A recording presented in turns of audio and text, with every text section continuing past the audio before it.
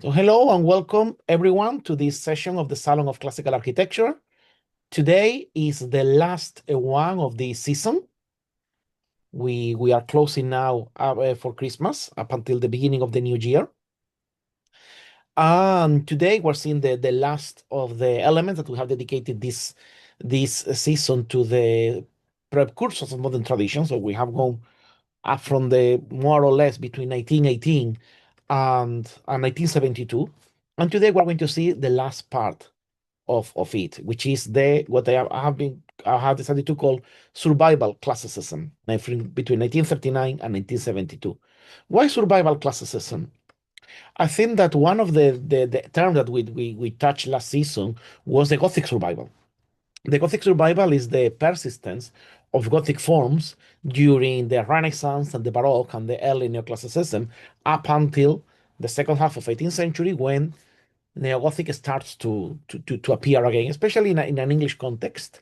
But you can see a lot of Gothic survival across continental Europe through, I mean, you still see Gothic cathedrals in Spain up until the 1550s. We saw that time in that lecture, which I recommend you to watch on the YouTube channel if you're interested. We saw like a book from 17th century explaining how to trace churches, which is like totally inspired in the Gothic churches. And then we saw how Christopher Wren and Nicholas Haxmore were like flirting with the Gothic in the early 18th century, late 19th century, late 17th, early 18th century, up until Horace Walpole starts like properly doing a Gothic revival, that Gothic with CK. But the truth is that there is a proper classical architecture, proper Gothic uh, surviving amongst the Baroque and the classical trends of the early modern period. And that's why I have decided to call this time the survival classicism, because at the end of the day, we have been seeing how all the narrative usually tells us that after the First World War, there is no classicism up until recently.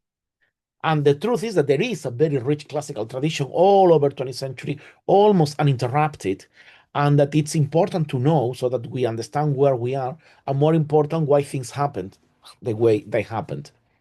So our chronological scope of this lecture today is from 1939, which is the end of the Spanish Civil War, or at the beginning of the Second World War, and 1972, which is the demolition of the residential complex of Prut Ego, which is the symbolic starting of postmodernity. And we're going to see a little bit of them. So a little bit of geography and history.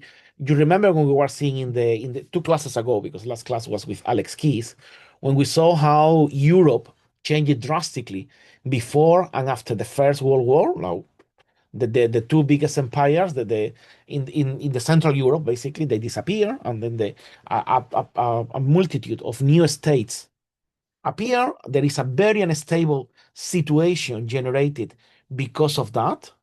And then by the time we get into 1939, a lot of things have changed. We have fascist governments in the in Germany, Italy, and Spain, and then a lot of totalitarian governments in all Eastern Europe. So it was quite a completely different situation. It did that was a result of not having solved properly the problems of the First World War, and it created another massive problem, massive war, all those unresolved problems, all those new issues that the totalitarian governments created. And I mean, you see here all the totalitarian governments, whether like more on the right or more on the left. And then after the Second World War, there is a completely new map of Europe one more time. With the important thing is that now there is like a sort of division between the two main powers who have won the war, the Western side and the Eastern side, the capitalist and the communist, which will become the so-called the First and the Second World. That's why we have the Third World. The Second World was always the communist sphere. And we have Europe completely divided now by the so-called the Iron Curtain, which will generate completely different experiences, completely different architecture, completely different ways of living for the next 50 years all over Europe, that will completely change the way we perceive architecture in the continent. And this war brought a lot of destruction. That's the on top of the millions of human lives that were lost in the war. There was a massive loss of heritage. Some of the this is Dresden, which was one of the bloodiest bombings of the war by the Allies. It was like a slaughtery that they did. It was like a revenge for the Blitz and all the bombing that the Germans had done. But the city of Dresden was completely destroyed on fire. So it was a complete destruction of the city. And it was not only Dresden; it was many others. Dresden, I think that nowadays the biggest church that they had, the Frauenkirche, was destroyed. Then it was reconstructed in the 90s. But the panorama of Europe after the war is a panorama of destruction, of new political regimes, and the need of reconstruct the country. It is in that regard that the Americans, the United States, as the biggest winners of all of the whole war, they decide to help the reconstruction of Europe. They understand that they cannot leave Europe to just reconstruct by itself because it will take ages. It is taken yes, Potsdam. There were many cities. We're going to see some examples. So the Americans decide that they had to help Europe to be reconstructed, but and they just give financial aid to that. Was it all the countries? No, not all the countries received the aid. Spain, well, all the countries from the East Bloc, they didn't receive aid from the United States. They received aid from the Soviet Union, and the Soviet Union gave the aid in different ways. So, for example, countries which had been heavily affected by the Germans, like Poland, received had the grant of being or the gift of being allowed to be reconstructed, as it happened with the center of Warsaw. But then the east part of Germany wasn't allowed any reconstruction, and indeed they continued with this as much as destruction of the heritage as they could because they wanted to erase. That was the punishment to the Germans. But Spain, as we saw, Spain stayed in a limbo because Portugal, despite being in a dictatorship, Portugal helped because of the traditional a link with UK, helped more was more neutral than Spain. Spain declared itself neutral in the war, but aided the Italians and the Germans because the German has previously aided the dictator. So what happens is that then, as a punishment for that, the Americans decide not to give the Plan Marshall to Spain. Spain, which in its typical humor, one of the things that they decide to do as a sort of critique of that is the movie Bienvenido, Mr. Marshall, Welcome, Mr. Marshall, where basically it's a parody of all the American movies of the time and how the Spanish people, which were living in misery, the movie is quite heartbreaking because they were real people who were doing as extras, and you see that they are like starving people. They are like totally in very, very, very bad condition. The movie portrays that. It's a mix of a comedy, it's a mix of a drama, it's a bit of a fantasy. It's a Western movie and it's a folkloric movie, so it's everything at the same time. Very, very interesting. And it's about people who they live so isolated that they think that Mr. Marshall, not the Americans, Mr. Marshall, is going to come to the village to do that. You see the two gentlemen with the guns, etc., is because they talk about the Western and there is like a fantasy of the Western movie. So it's a very beautiful comedy and as well one of the most fierce critiques of the Plan Marshall that you could see. I mean, I think that probably when they did this movie, it was one of the very few occasions in the time in which, especially considering that the United States in the 50s was with the witch hunting against the communists, the Spanish government just threw in that movie there is an American flag thrown to a sea witch.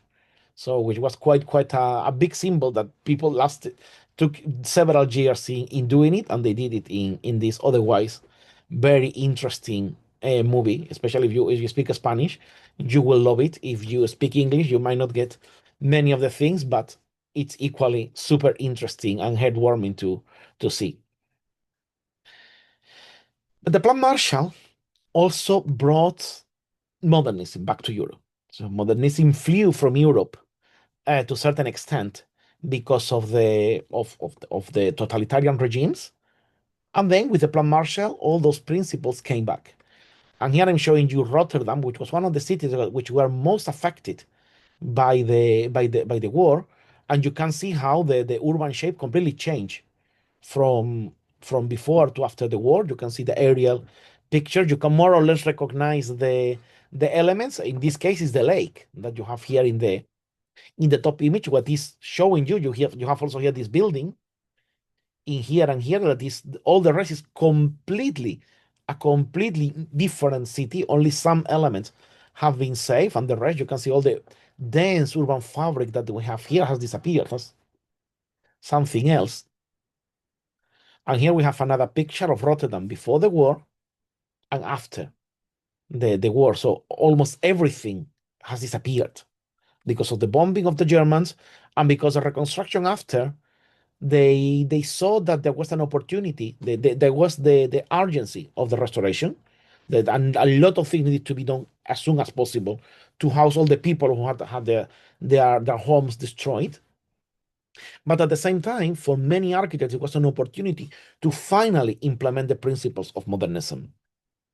This is, for example, this. I mean, I find this one very clear because it's an illustration of a pamphlet, of a leaflet written just after the war in London, which was called "What Do We Want to Do with London Now?" So it was late 1945, just after the war, and you can see the the the the confidence and the decision taken by the man there. No, she's just putting back his sleeve, rolling his sleeves, and doing a new London. No, he has left back the war clothes that you can see in the lower left corner. The apathy is going out. The apathy after the war. Now it's time to action. And what's the action that he decides to take? Erase London and build something else completely new. And this is something that, I mean, I brought this one illustration because it's referred to London, but it could be referred to everywhere else. I mean, this specific leaflet is very interesting because it's a lot of illustrations, so it's very graphic and shows you all that symbolic idea. And as I was saying, this allowed all the planners, all the architects who were heavily convinced with modernism to take this as a chance not only to rebuild what was destroyed, but actually not to reconstruct what was destroyed, but actually to completely redesign the city. So that's why we are saying this is the city of today. They are still inheriting all the Victorian, Dickensian principles and things about the prejudices about the proletarian architecture, or all this Victorian architecture, like dirty, um, cloudy, smoky. And then why not? Why not suggest a completely new city, airy, glass? We don't know how they're going to heat, but it's going to be heated, probably with electricity and instead of coal or gas. So it was like a neater, cleaner, more modern, easier city, very quick to build because all the glass is industrially produced, all the panels are industrially produced. It's very cheap, and but we forget that in 20 years it was completely deteriorated and had to be rebuilt, or maybe it was not on purpose. But this is the spirit of the time. There was this thing, this feeling that the war was the perfect excuse to finally implement modernism.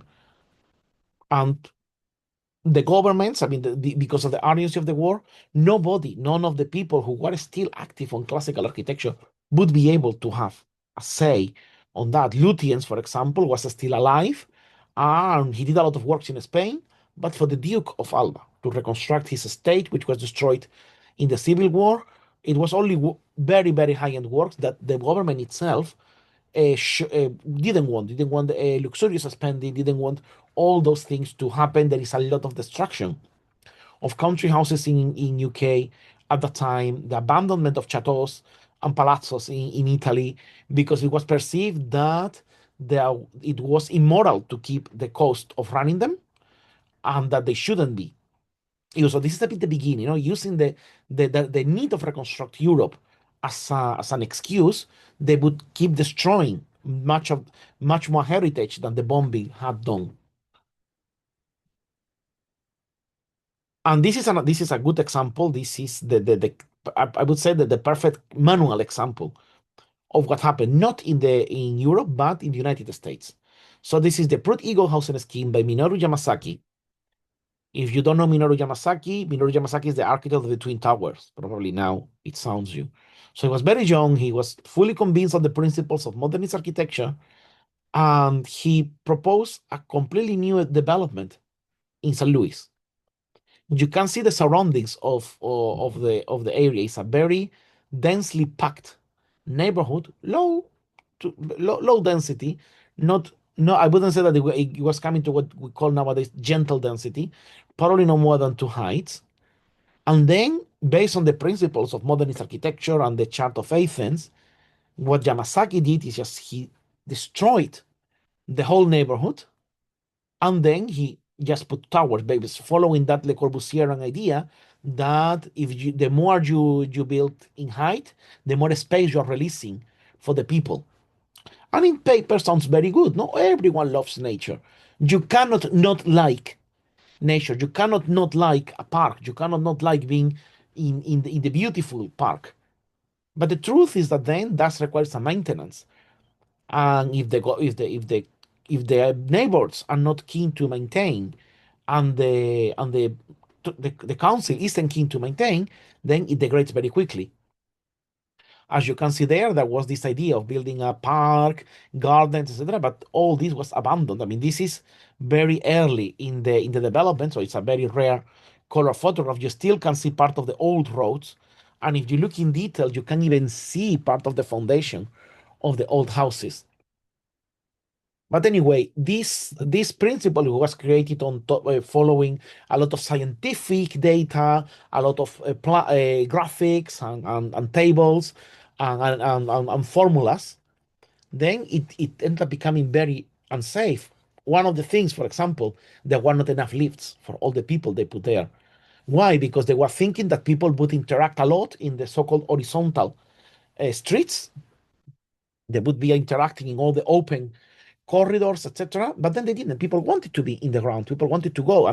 And if you were living on the seventh floor and you need to do groceries, you still needed to go down because they wanted also to do a full residential area. They didn't think about grocery shops, so it was very difficult to get groceries.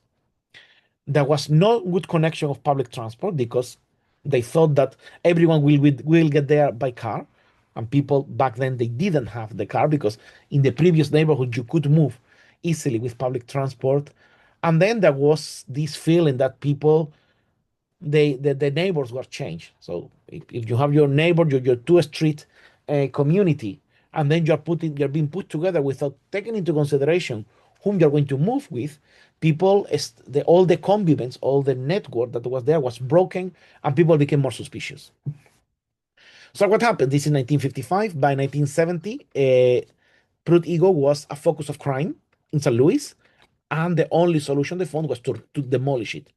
Not refurbish, not restore it, demolish it. There was no way that could be improved, or the situation could change. It was a very harsh measure. It was heavily criticized because then there was a year. Now, what happens now? Then we have lost a wonderful neighborhood. You have degraded a complete community, and now we're demolishing the buildings, and the people have to be evicted. So they have lost everything twice, in 1950 and in 1970. And this is a bit the viewing plan where you can see the contrast between the more packed neighborhood and then the Cartesian, Le Corbusierian approach to all these buildings with all these lovely principles of modernism that were very well on the paper, very well in theory, but they don't work in practice. And this was quite a big hit in the early 70s, because on top of, because the 70s as well is a time in which a lot of the hope of modernism from the 50s and 60s just crumbles and disappears. No, we have to remember the crisis of 1973. There is a lot of changes. I mean, obviously, for the Spanish people, we have the death of the dictator in 1975, which happened 50 years ago. Actually, 2 years ago was 50 years when the dictator died. And actually, it was, I think it was today, it's 50 years when the monarchy was restored, and then we entered to democracy. And so it was a decade of changes, especially because the whole situation gets very degraded. Because of the war of Yom Kippur, the Arab countries put an embargo on oil that start creating a lot of problems, with the West, with the trade of oil in the West, and at the same time, more oil is discovered in the Middle East, which means that all these countries that were like very impoverished, all of a sudden they become the petromonarchies that they are now. Is a great decade of changes and a great decade of realizing that the consensus that whatever happened after the Second World War in the Western side of the world was collapsing. The Soviet Union was starting to give signs of collapse. I mean, there are plenty of funny videos about what's the name of the Soviet leader, not Khrushchev, Brezhnev. There are plenty of videos of Brezhnev talking drunk on TV, etc. So that are showing us that the Soviet system was also collapsing. And it is in this context when the complex is demolished. And this was recorded. So that's why we have all these pictures. And this was symbolizing the failure of modernism.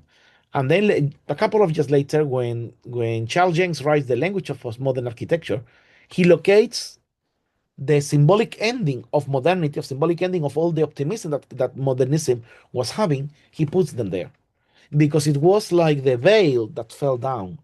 The moment when a lot of people realized that all these principles of modernist architecture were not working.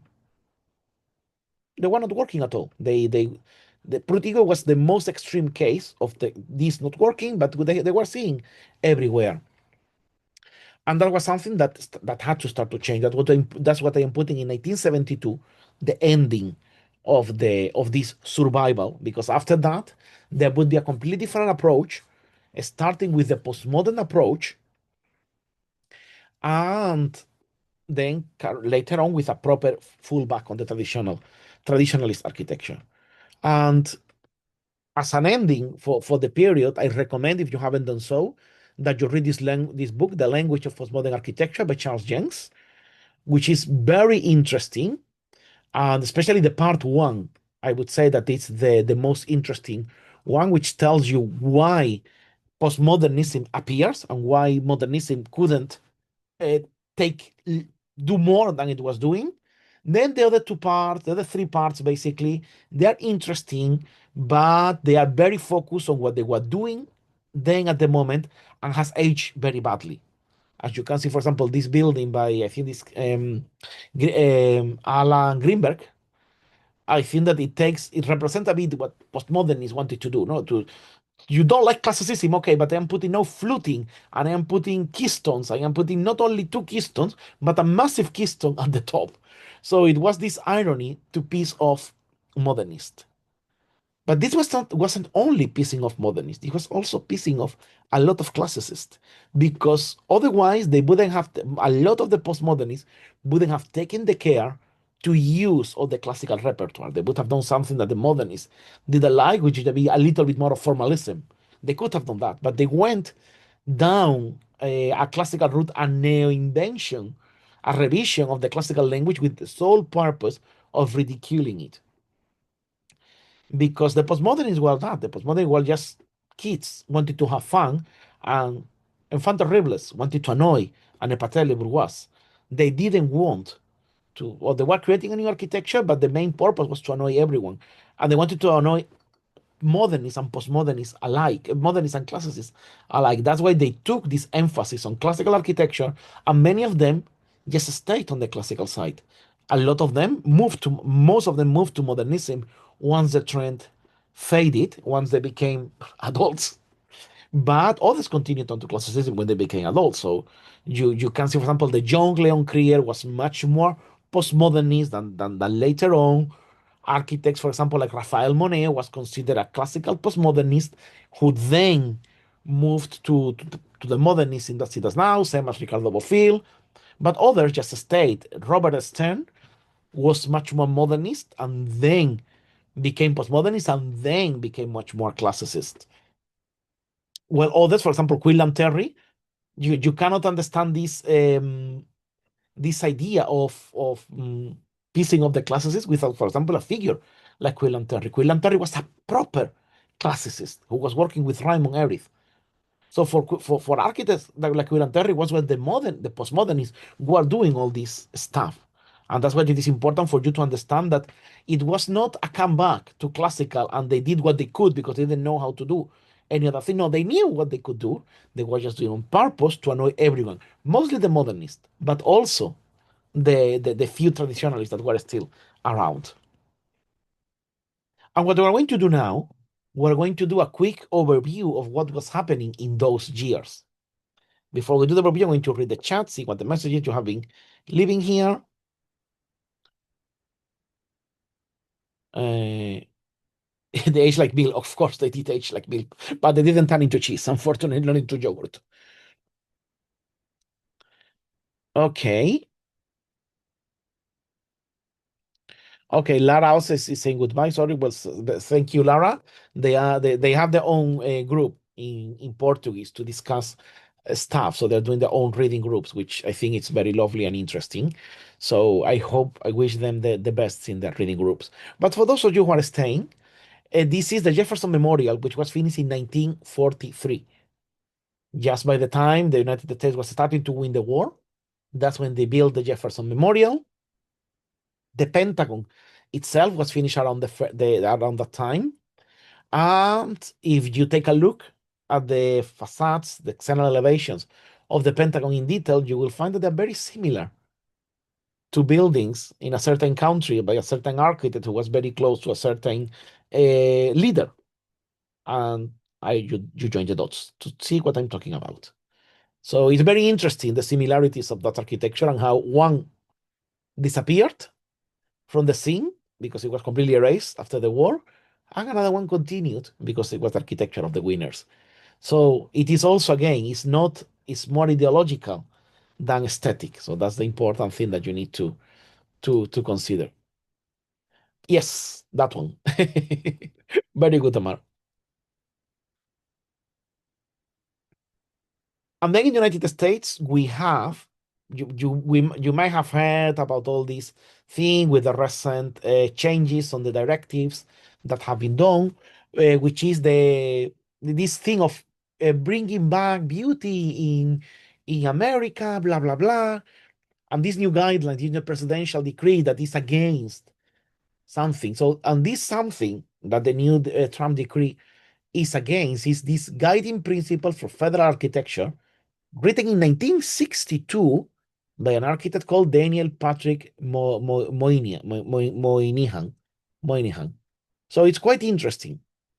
It's 1962, not before, when modernism is imposed as the only option for federal architecture in the United States. 1962, so things are much more closer to our times than what we normally think. And this is important to take that into consideration. This is very important because put us in perspective, 1962, our limit is 1972, what we are doing. So it was only 10 years of this directive being official. It was unofficially applied from before, but only 10 years it was officially applied when we see this thing happening. I'm not bringing more examples of the United States. I have brought a lot from Spain, which is the one that I know most, but I have brought some other from France and from UK, which are also very noticeable. And of course, this directive was done to combat, to fight against the so-called Soviet classicism. The Americans come triumphant after the war. They they they took over half of Europe with the Plan Marshall, and the Soviets take over the other half of Europe. What happens? What happens is that then with Stalin and the cult of personality of that period of the Soviet history, they start building in a sort of revised classical style. And that was unacceptable by the Americans, who had already been fighting against the Germans for their classicism. So they're not very happy to have that. And that's why they keep moving gradually and steadily against classicism. But before, you see, I mean, still during the war, they were still doing very classical architecture. And then it's after the war when they start identifying, as I like to say, concrete and democracy, is when they become and they become fierce modernists. And then when in the 50s they start doing the apparent fight against the communists, is when they write the directive, which has been cooking since the 50s. And in that sense, these are some buildings that I want you to check the dates at the bottom. Sorry, there has been a typo there. I'm just noticed. These are the general headquarters of the Air and Space Force in Spain, a building from 1943, finished in 1958. So this is a building inspired completely in the Renaissance, Spanish Renaissance, and the architecture of the Renaissance and early Baroque in Madrid. Completely done there by an architect called Luis Gutierrez Soto. We're going to see some of the buildings from him, very versatile, who started in Art Deco, then moved to classicism because he was like very close to politicians. So he was changing his jacket, as we would say in Spain, a lot. But every time he was changing his jacket, he was doing a masterwork. He did this one in Madrid, and he did this other one, which is a wholesale market in Malaga, in a much more toned down version of classical architecture. I mean, now that we're having this conference in Madrid in February, they want to put names to all these classical, if it is depurated, simplified, progressist, modernist, a lot of things, which reminds me a little bit to the debate that there was around neo-Gothic and Gothic revival in 19th century. It was ecclesiastical, ecclesiological, church, church revival, all times, all words to express the same word, which is the temple, Templarian. So, and the reason why we have this classical architecture in Spain so thriving after the war is because the dictator wanted to have that architecture, was promoting that architecture, sort of a decree, a directive. But at the same time, a lot of architects, which is part of the epic that it is told that this was the official line, but then internally, and it is true when you start reading all the articles and the magazines that you see from the time, there was a lot of knowledge and research. People normally say that these people were completely ignorant, utterly ignorant of what was happening outside Spain, and therefore that's what they were doing. The classical architecture they were doing, poor ignorance, which is what the historiography normally says. But the truth is that these people were completely aware of what was being done, and you can see that through the articles that were published in the magazines, architectural magazines of the time. But then they decided to do classical, so it was not ignorance; it was like willingness to do it. Obviously, there was a pressure, but they were doing it. This is probably one of the most important ones of the classical buildings of Spain in the 20th century. The Universidad Laboral de Gijón, the labor university, so a sort of um, trading college, you can call it like that, done to train people on trades, basically. But it was perceived as something. It was as a sort of monastery, modern monastery for the people, a sort of palace for the people in the same way that the Russians were doing them. The architect was Luis Moya Blanco, which is like the Spanish Lutyens, and finished the work in 1955. We're going to see some of the pictures. I mean, the architecture is really amazing. He displayed a great level of creativity with this building, and with a lot of the building is full of reference to architecture. For example, this is the entrance to the theater, which is inspired in the gate of the market to Miletus. This is the atrium. This is the entrance to the complex, which is inspired in the Palladian Corinthian atrium of the Convento de la Salud in Venice. So it's a building full of references to the classical language. It's one of the most interesting buildings that we have in the 20th century Spain. But as soon as it was finished, there was a critical session on the Royal Academy, to talk about it. They were having regular sessions in the Royal Academy to do reviews of the buildings. But the problem is that this specific one was particularly harsh on Luis Moya, and all the architects just turned against him.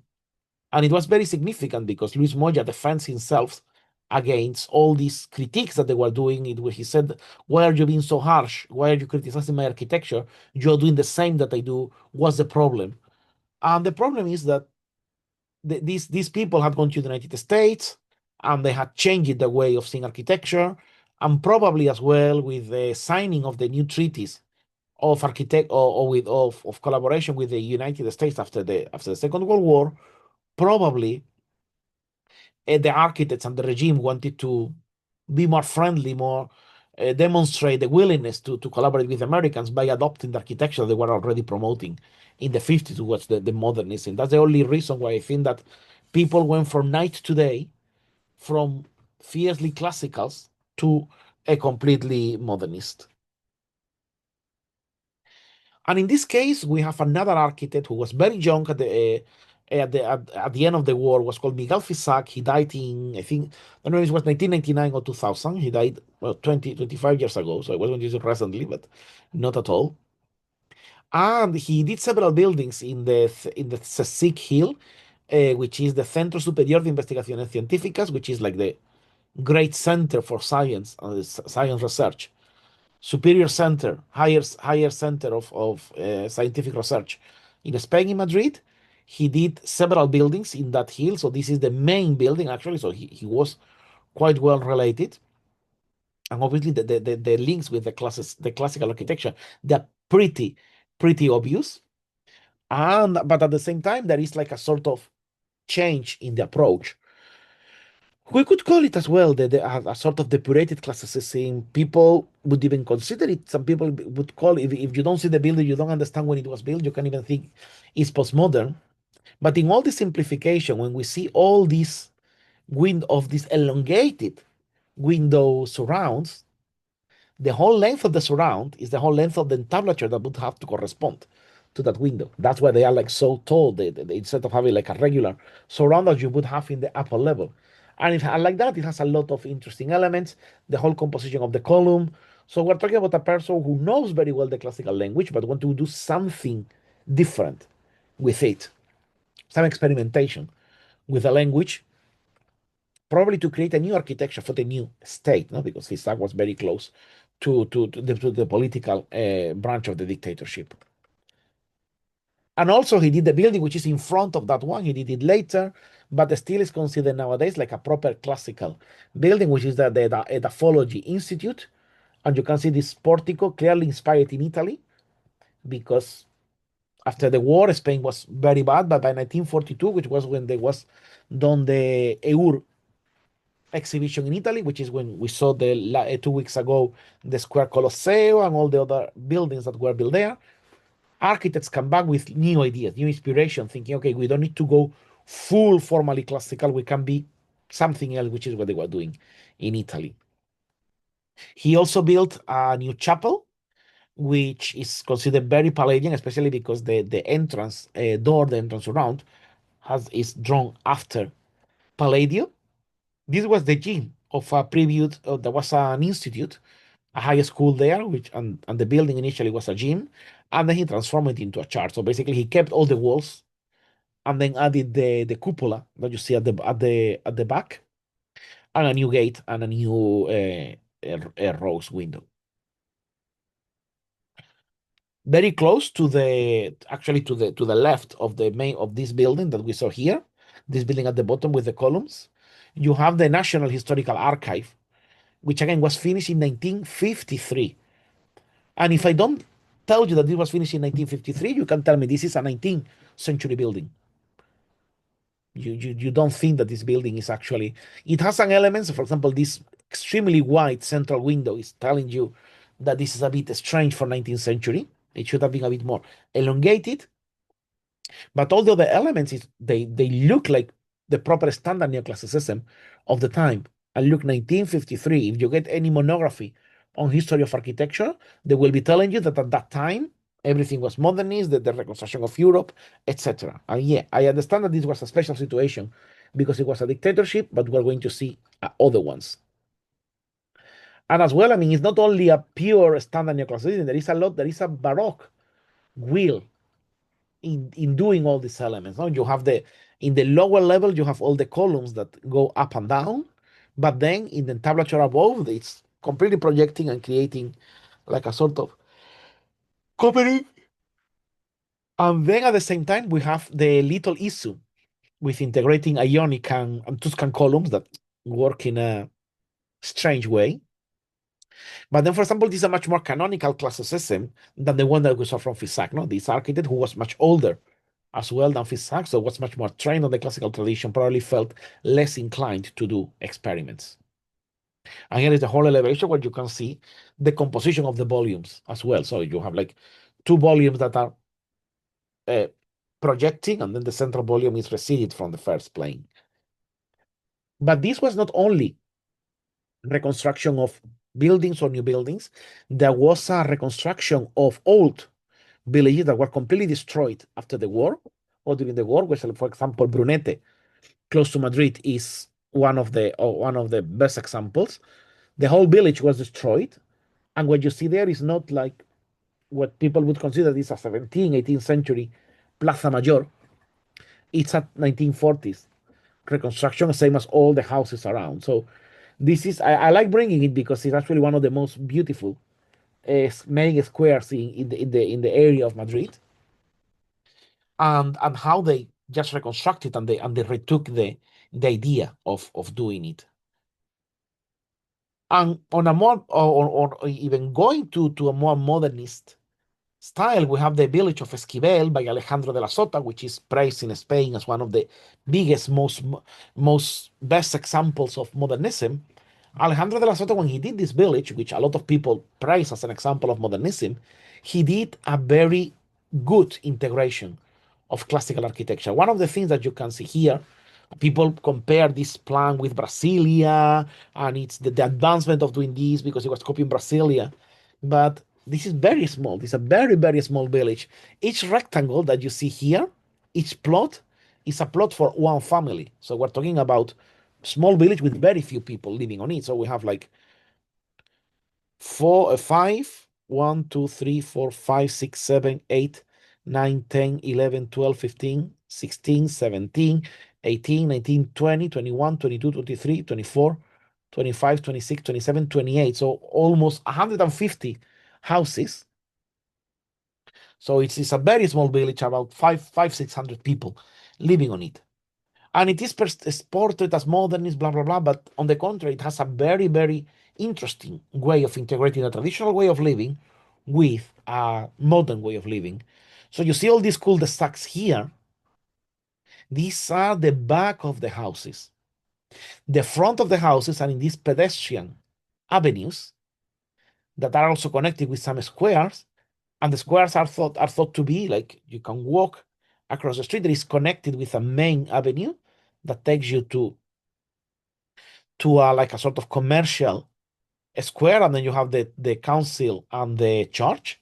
The church is a bit more modern because it was built later.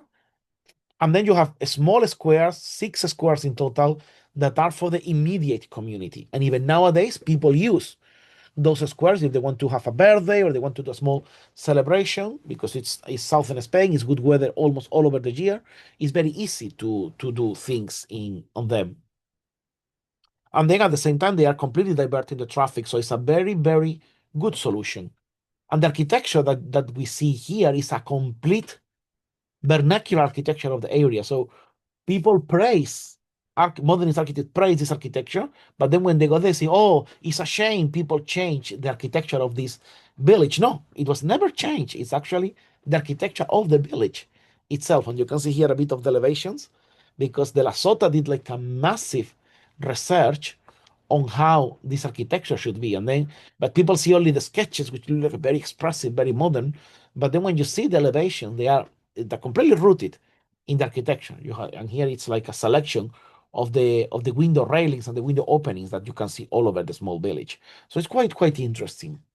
And I recommend you to see it as an example of how especially for the way the traffic works, in the sense that it is not a proper grid, it is not a proper picturesque plan. We were talking in the group about that in a moment ago. But it's a mix of two grids, one for traffic, one for pedestrians. Very, very interesting. So I recommend that you check Esquivel if you want to learn more. And to close up Spain, I am bringing the silos, so the grain storage, because after the war, the production of grains, of crops, was completely centralized by the government, and all the crops had to be taken to these massive warehouses that were designed specifically for grains, because they need to be designed in a very specific way. And actually, one are a great example of a high-rise building, because these buildings, as you can see, they're very tall. They have several levels, and it's quite a good example of how to do this in Cordoba.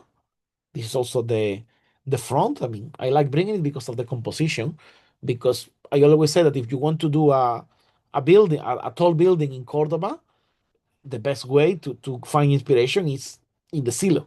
So that's why I am bringing it. There is a network, or there is a everywhere. There is silos everywhere in Spain.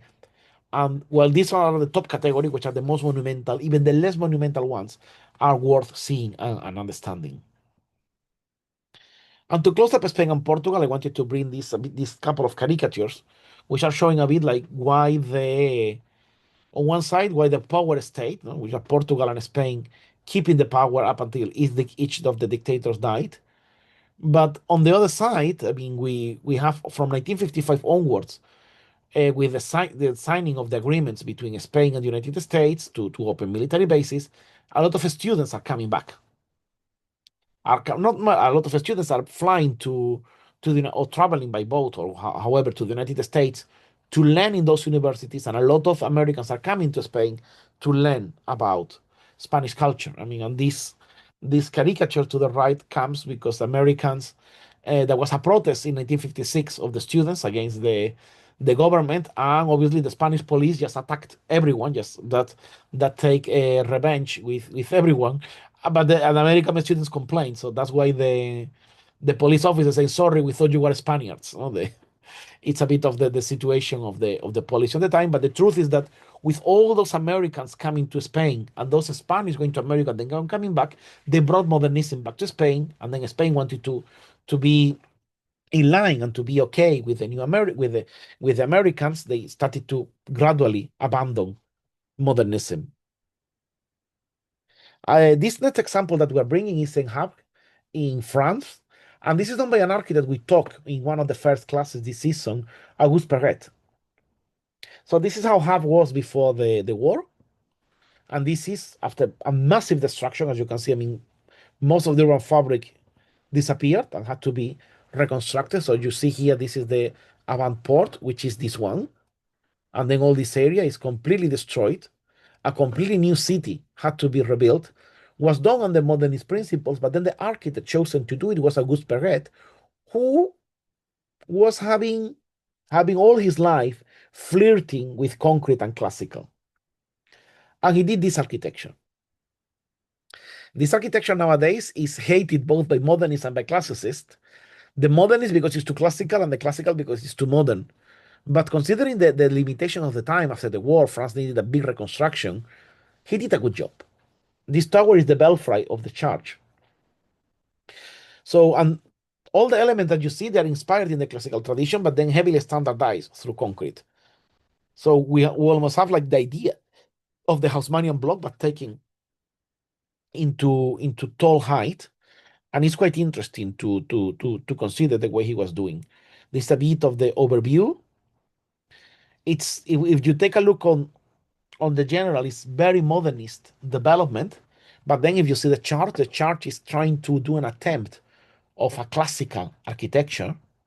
And then when you start seeing the details, you see a little bit of some finessing tending to classical. You see that we have these corners, then we have like an architrave and a sort of notional entablature. All the openings have a surround. Then you have these round openings, or you have beautiful details like this column. So they were still having the will and the idea to have a classical language that would be integrated with the concrete. And you can see also, I mean, if you see in distance, you don't see the divisions between the panels, but here you see all the groups, which also are telling us about a hierarchy, about a style, about a way of design that is not the plain modernism. And finally, I'm bringing you here so that you understand the evolution and the background from where Perret was coming from. This is one of his first building, number 25 in Rue Franklin in Paris, where you can see that he was mixing ceramic and concrete blocks to do this beautiful elevation. So once you see this, you can understand a little bit why he ended up doing that, obviously 40 years later, and with much less money than he had back then.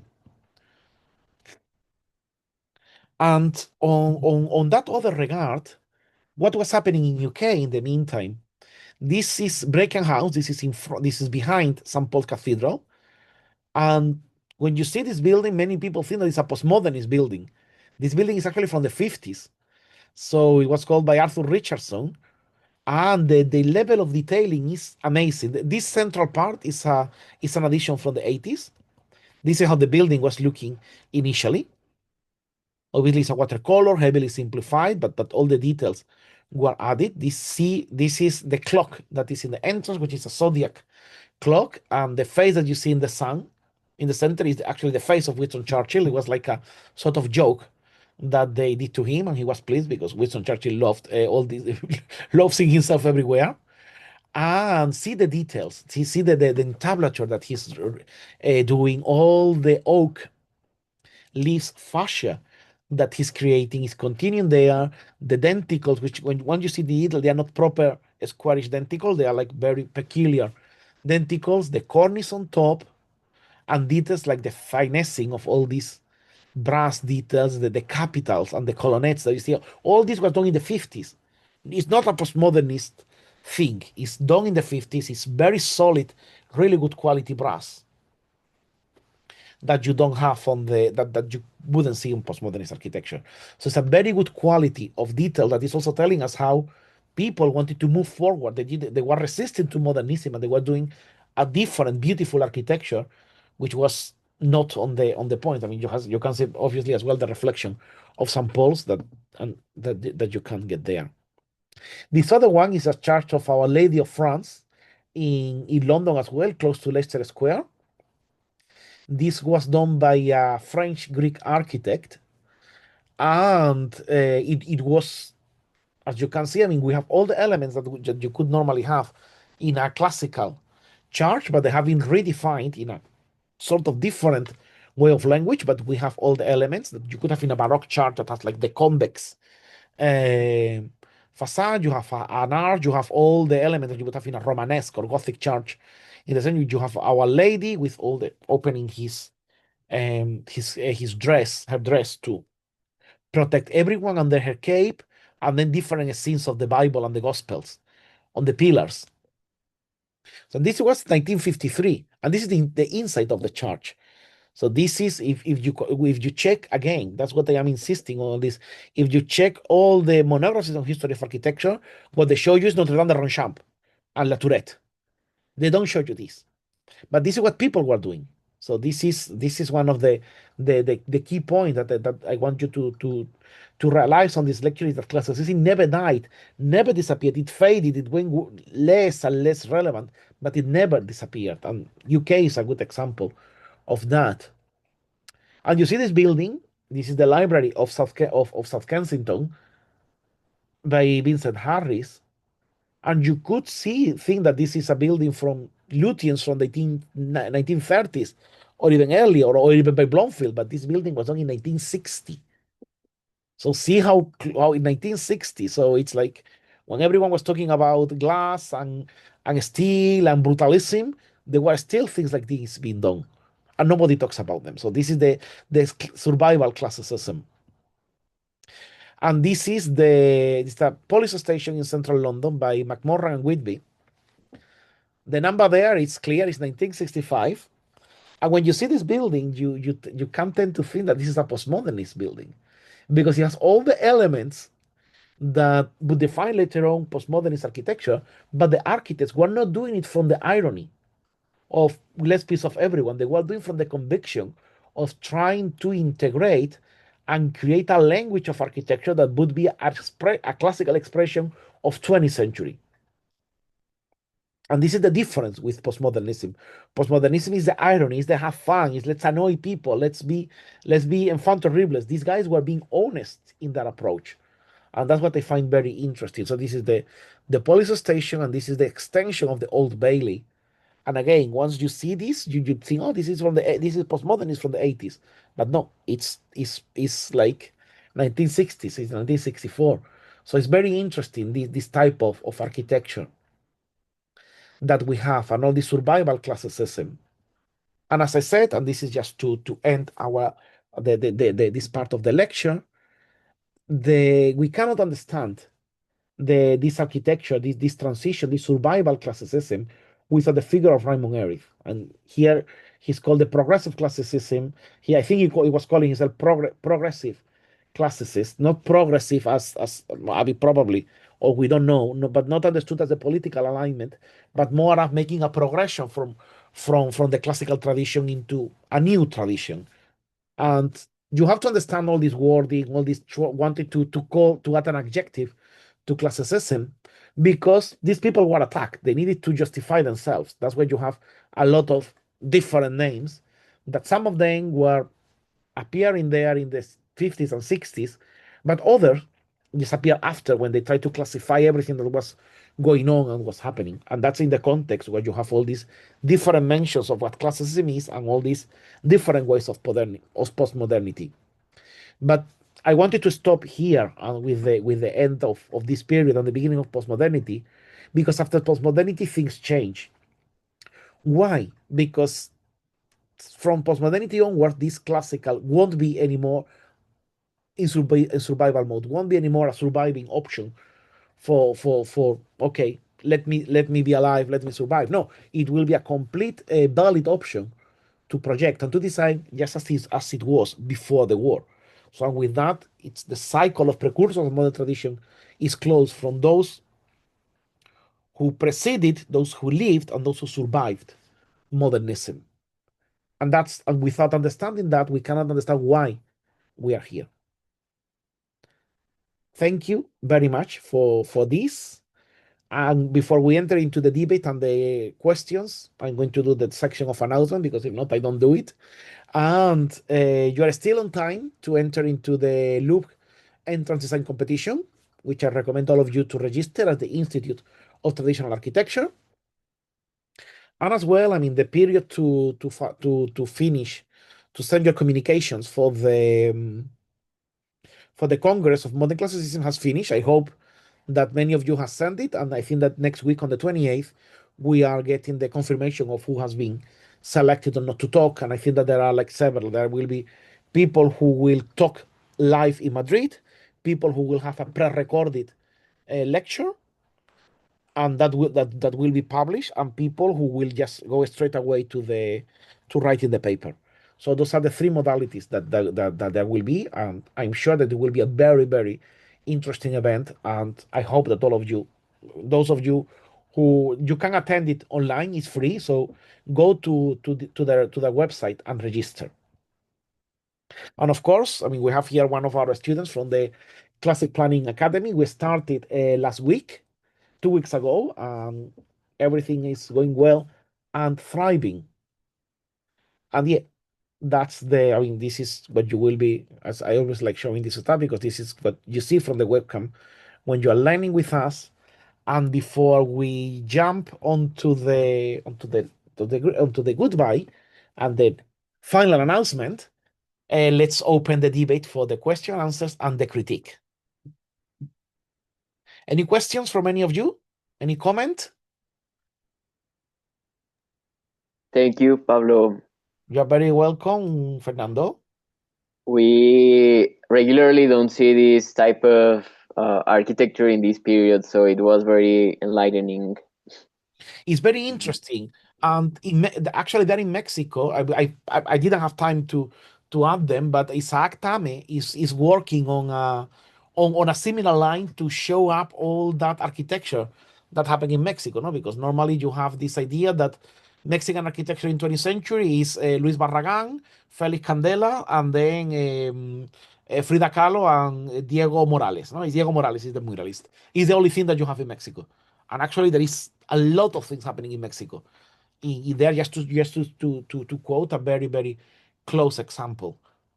And then, I mean, I think that for the Brazilian audience, we all know that Getulio Vargas actually was probably the most modernized country, a heavily modernized and ideologized country in terms of modernism, together with Israel. Probably I would say that they're the two most modernist, or fiercely modernist countries in the world, Israel and Brazil.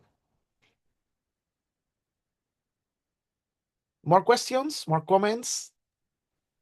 Yeah, I had a simple question. I wanted Yes. to ask, sometimes us as classicists, we see the limitations that other classicists might have and the desire to be modern and classicist. So a couple examples ago, you showed us I'm assuming it's the one in Spain, where it's like a concrete, and due to limitations and whatnot, it didn't look as cool, but it was a mix of modernism and classicism.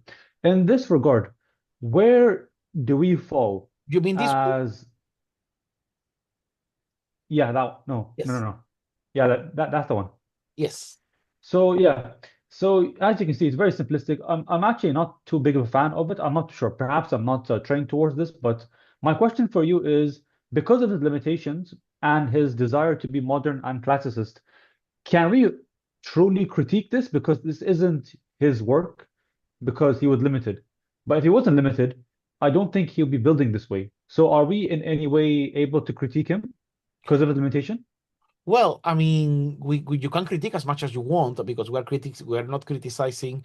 We are criticizing the composition, not his. So you can say, okay, this is the only thing that he could do, but still, you can think that is it an example to follow, or is it just the best thing, that the best outcome? Because if Perret didn't have had limitations, he would have gone for something more on this line, because this is what he was doing all his life up to prior the Second World War. It would have been a much more ornate and decorated version, but here he had to go for that because it was the only thing that the budget allowed him to do. Now, can we criticize it? I think so. I think we just because it's classical, you cannot just pretend that it's okay to keep it. I think that would be my intake. You if you don't like it, you say no, I don't like it. I don't like El Habre by Perret because it's too simple. So I think that the problem is that if you say that you don't like because it is too simple, then it's when you say, okay, but that's the only thing he could do. So then it's when you Mm, say, okay, with the same limitations, what could you have done, or what could have been done? Because there are things that, for example, there is a lot of too many little pillars. The surrounds could have been done in a different way. There's a lot of things that could have been done in a different way. The tower for the church is the belfry is probably too big, too massive, but at the same time, it was a complete challenge to have all the massive bells that has and build them there. It was a structural challenge uh, that an engineer would love to have and to solve. But I would say that yeah, you can criticize it if you think that it doesn't work, if you think that because it is a very the plan. Once you see the plan, is a very modernist plan, and once you see the whole thing, it's very modernist approach. But still, it was within the thing that was done after the war in France. It was one of the ones that was with a name, with a will of building classical, as opposed to all this fully modernist, fierce Le Corbusier modernism that was being implemented everywhere else. Because in the same line before that, Le Corbusier had tried to do the Unité d'Habitation in Marseille was initially going to go in El Havre, but it didn't. They gave the project to Perret. So when you see the whole context is when you understand a little bit. And when you see the whole work of Perret, you understand that now. Is that still enough to justify that probably it's not the best work? Yeah, I mean, you can make a critique. It's a valid point to make a critique, a constructive critique. No, you say, oh, this is the modern critic say, this is horrible, this is a pastiche. Thank you very much. Bye. But if we start talking, for example, the openings are too tall and are not giving any hierarchy in terms of the heights. There should have been other elements that could have helped to create the hierarchy because you understand that you cannot keep all the windows the same. He's trying to do in this building, he's trying to do a little bit with the balconies. It doesn't work very well. Here with the recess, he's trying to emulate the Haussmannian block. So there is a will. It doesn't get there, but I don't know enough about the whole project, the whole design process, to know which things are a result of the lack of creativity from the architect, and which things are a result of budget limitations, and which things are a result of the contractor doing whatever they wanted, which has also to be considered. So you have three Uh, projects here, and the three, and criticizing the three of them are very valid. mm. My last question was about, excuse my Spanish. Esquivel, is that how you pronounce it? This one, Esquivel, yes. Yeah, I was trying to find some pictures online about it because it looks very interesting how it's managed to put a hybrid between walkability and cars. I couldn't find much online, so I wanted to ask this specific source that you're pointing toward, is it from a book, an article I can read? Maybe there's a website I Yes, can check out? this is from Architectural Magazine, and I will send it to you. Remind me to send it to you. But it's all in Spanish because it's from the 50s. It's from when the village was granted to him, because this is part of an initiative that the dictator did to colonize the countryside. So in order to because people had abandoned the countryside to live in the cities, and then they needed to go back to the countryside to grow crops. So basically, everyone who was unemployed, they were giving, okay, you have two options. Or you remain unemployed, they were not giving you any help, or you move to a village of this and you start growing crops. So people, of course, you didn't have a choice. So it was yes or yes. So people moved and there was a lot of villages like this. I mean, the ones that are in around the Guadalquivir Valley, they tend to have similar schemes, very ordered, and then and all the ones that are in the central plateau, they tend to be like schemes like this, quite ordered. And then the ones that are more on the periphery of Spain, or in Extremadura, the borderline with Portugal, and then all the ones in the northern part, they're a bit more, you could say, organic or Camilo Sitte like, while these ones are a bit more like rational. And the thing also why you have this segregation of traffic is because when the village was done, most of the people would use animals for traction. They wouldn't use cars. So it was perceived that it was the logic thing to come with your animals to the back of the house rather than come and live with the animals from the front of the house, which was perceived as very unhygienic. So that's also the way. That's the main reason why it was done. Probably if there had been a good wealth to have cars and mechanized, they wouldn't have done this. All right, perfect. Thank you very much. So it's and I think that if we increase the density, because this is just, as you can see, they're all single housing, and they're single housing not because of any sprawl thing, it's because they didn't need more. They just needed a village for 1,000 people, and they did that. But imagine that in these plots, instead of having a single family housing, we increase the density to gentle density, 3, 4 stories. I wouldn't go to 6, but probably 4 maximum. You could have a very, very good street, no? Because you have your street, you have your little squares. Remember the little squares. It is what is giving you the walkability, and then you have bigger squares, and then at the south, at the bottom, which in this case is to the southwest, you have like a big square garden with the church and the council house and the town hall. So that's the bit the ideal of the city, no? And this corresponds to like again like a vision of the dictatorship of the church being one of the power, the council being another of the powers, and the third power is like the people. So the organic growth of the municipality. So you have the three of them. I think that the school is here, and this is the town hall. Or this, yeah, it's something like that. It's very pretty. And you can see, I mean, the architecture is, many people nowadays think that architecture was much more modern, and then people vernacularize it. But on the contrary, I think that Esquivel has lost a little bit of the original character when people started to refurbish, and they lost many details like this. So it has been the other way around. It's more simple now than it was when it was built as a result of just refurbishment, etc. But it's a very beautiful village. And this architect, Alejandro de la Sota, is completely modernist. You check his works everywhere, and it's like very, very super modernist architect. Is one of the modernist gods in Spain, together with Fisac, Mhm. So it's very interesting how all of them had like a flirting with classical architecture in their youth, which also demonstrate what he's telling us is that these people had a full classical training, and they knew what they were talking about, which is also something very important to consider on why all these modernists were able to do everything they were doing and people like them. And why did they like all these things? Because they had a classical training, a classical knowledge that then they could decide to keep or omit, but they had a sense of proportion, a sense of hierarchy, a sense of scale that then the next generation didn't learn. They just learned the overall abstract principles of modernism, and then they started to distort. And it was a bit like Chinese whispers. No, every generation was learning less because the knowledge was fully transmitted, and that's a bit of a part why we're in the current situation in which people say, "Oh, what's happening in the architectural schools?" It is a bit that there has been the chain of transmission is getting more and more broken. There is less cogs in the wheel, if you want to say so. That's what has been happening over the years. As modernism was taking over, the knowledge of tradition that was actually underpinning a little bit of a good chunk of the modernist production has disappeared.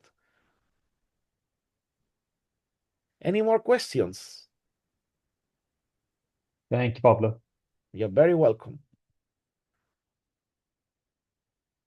No more questions? Hi, Professor. I have a question. Actually have two questions. Perfect. So I'm listening to your lecture, and I heard that there was one key point that you were mentioning that there are classical architecture um after that was being built in a not very far year, but very recent year within I don't know, like 50 or 40 years. Uh-huh. They're not being recognized enough. And you also mentioned that the actually a lot of modernist architects, they actually have a classical training backgrounds, right? Yes. So my question uh is do you, it's just an opinion. It's just opinion. I I there was one time I was thinking about maybe the politics integrated with classical architecture would get these buildings recognized enough to the public. So I guess like what do you think? What do you think? Do you think like just with a heavy politic integration with the classical architecture, do you think uh the classical architectures can be recognized enough? No, I mean, I am not a big fan of having classical Mm-hmm. architecture imposed by presidential decree, no matter how much Mm-hmm. it helps. So Mm-hmm. I think that the problem that we're having here, I mean, there is a big politics component, but it is also a matter of who controls the discourse. So Mm-hmm. here you have the modernists, they are controlling the architectural discourse, architectural historiography, and therefore they talk the history that they sometimes it's like not to blame people, but you talk about the things that you like, and if you don't like all these classes because you think that they're pastiche, you don't talk Mm-hmm. about them. But then if you are the only one talking about the whole history of 20th century, of if everyone who talks about history of 20th century architecture only talks about the modernist side, then Mm-hmm. you create an hegemonic discourse that is not the full truth. And that's a bit, and I think that through politics, I wouldn't say it's the way. I think the way Mm-hmm. is through research and through spread of the information. Because, Right. Mm-hmm. for example, Yeah. last week we were talking about what you see when you open a book of history of 20th century architecture, you don't see these things. And I was quoting the two most important books on history of 20th century architecture was Leonardo Benevolo and Kenneth Frampton. All this architecture, in the best case scenario, they're side notes. Mm-hmm.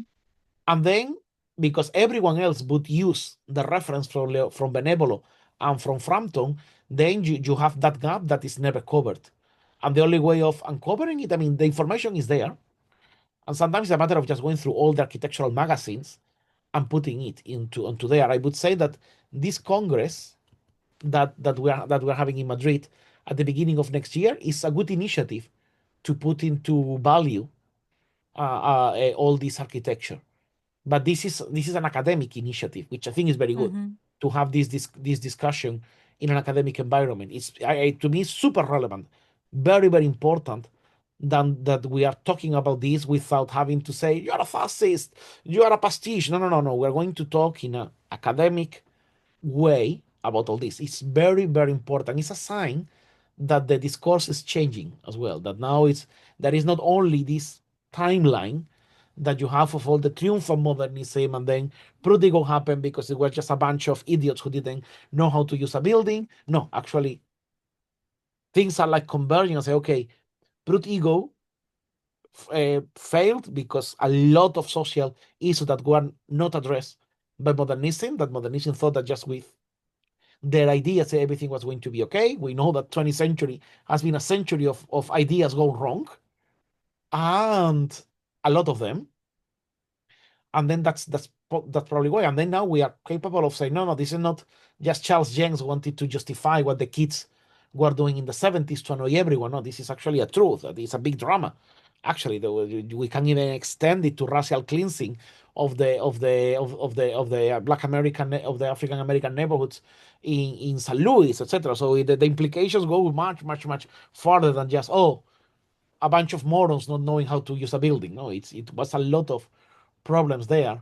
But then we just yeah, and then some people started to do this, and then now you have Krier, blah blah blah. But I mean, that's I think that's a discourse. And then Leo Krier was probably the pioneer and the person who brought back all that onto the discourse. I think that's a bit the importance. But I don't think we need politics to be involved, especially because the hatred of modernism toward classical is very ideological, and politics are ideologies. Yeah.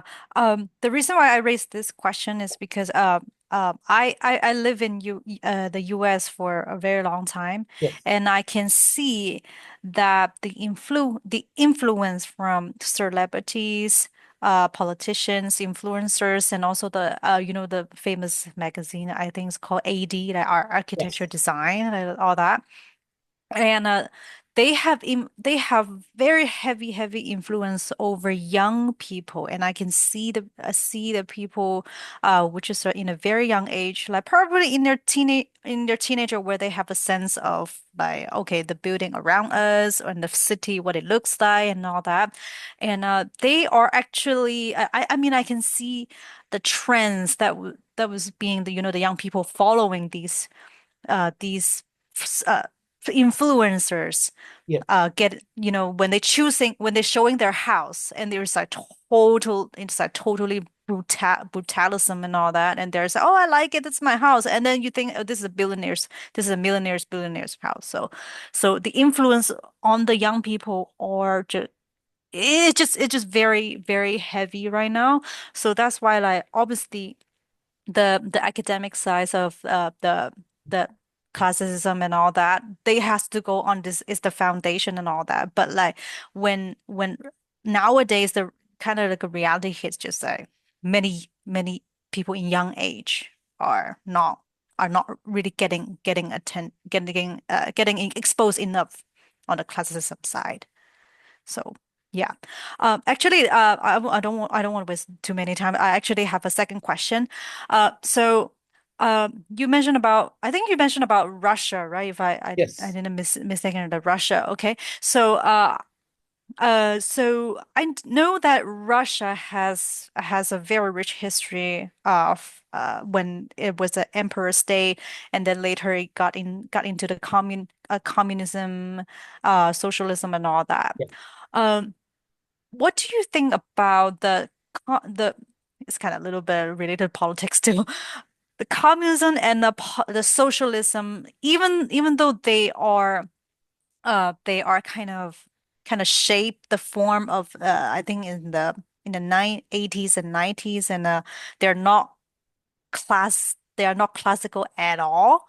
Mhm. Uh, but in Russia, in this particular country where they have a very rich history of the classes, I think kind of like classic architecture and the later communists combined together. Like how can we I would say how can we view this kind of transition, and how can we view and analyze this kind of phenomenon happen within the same country?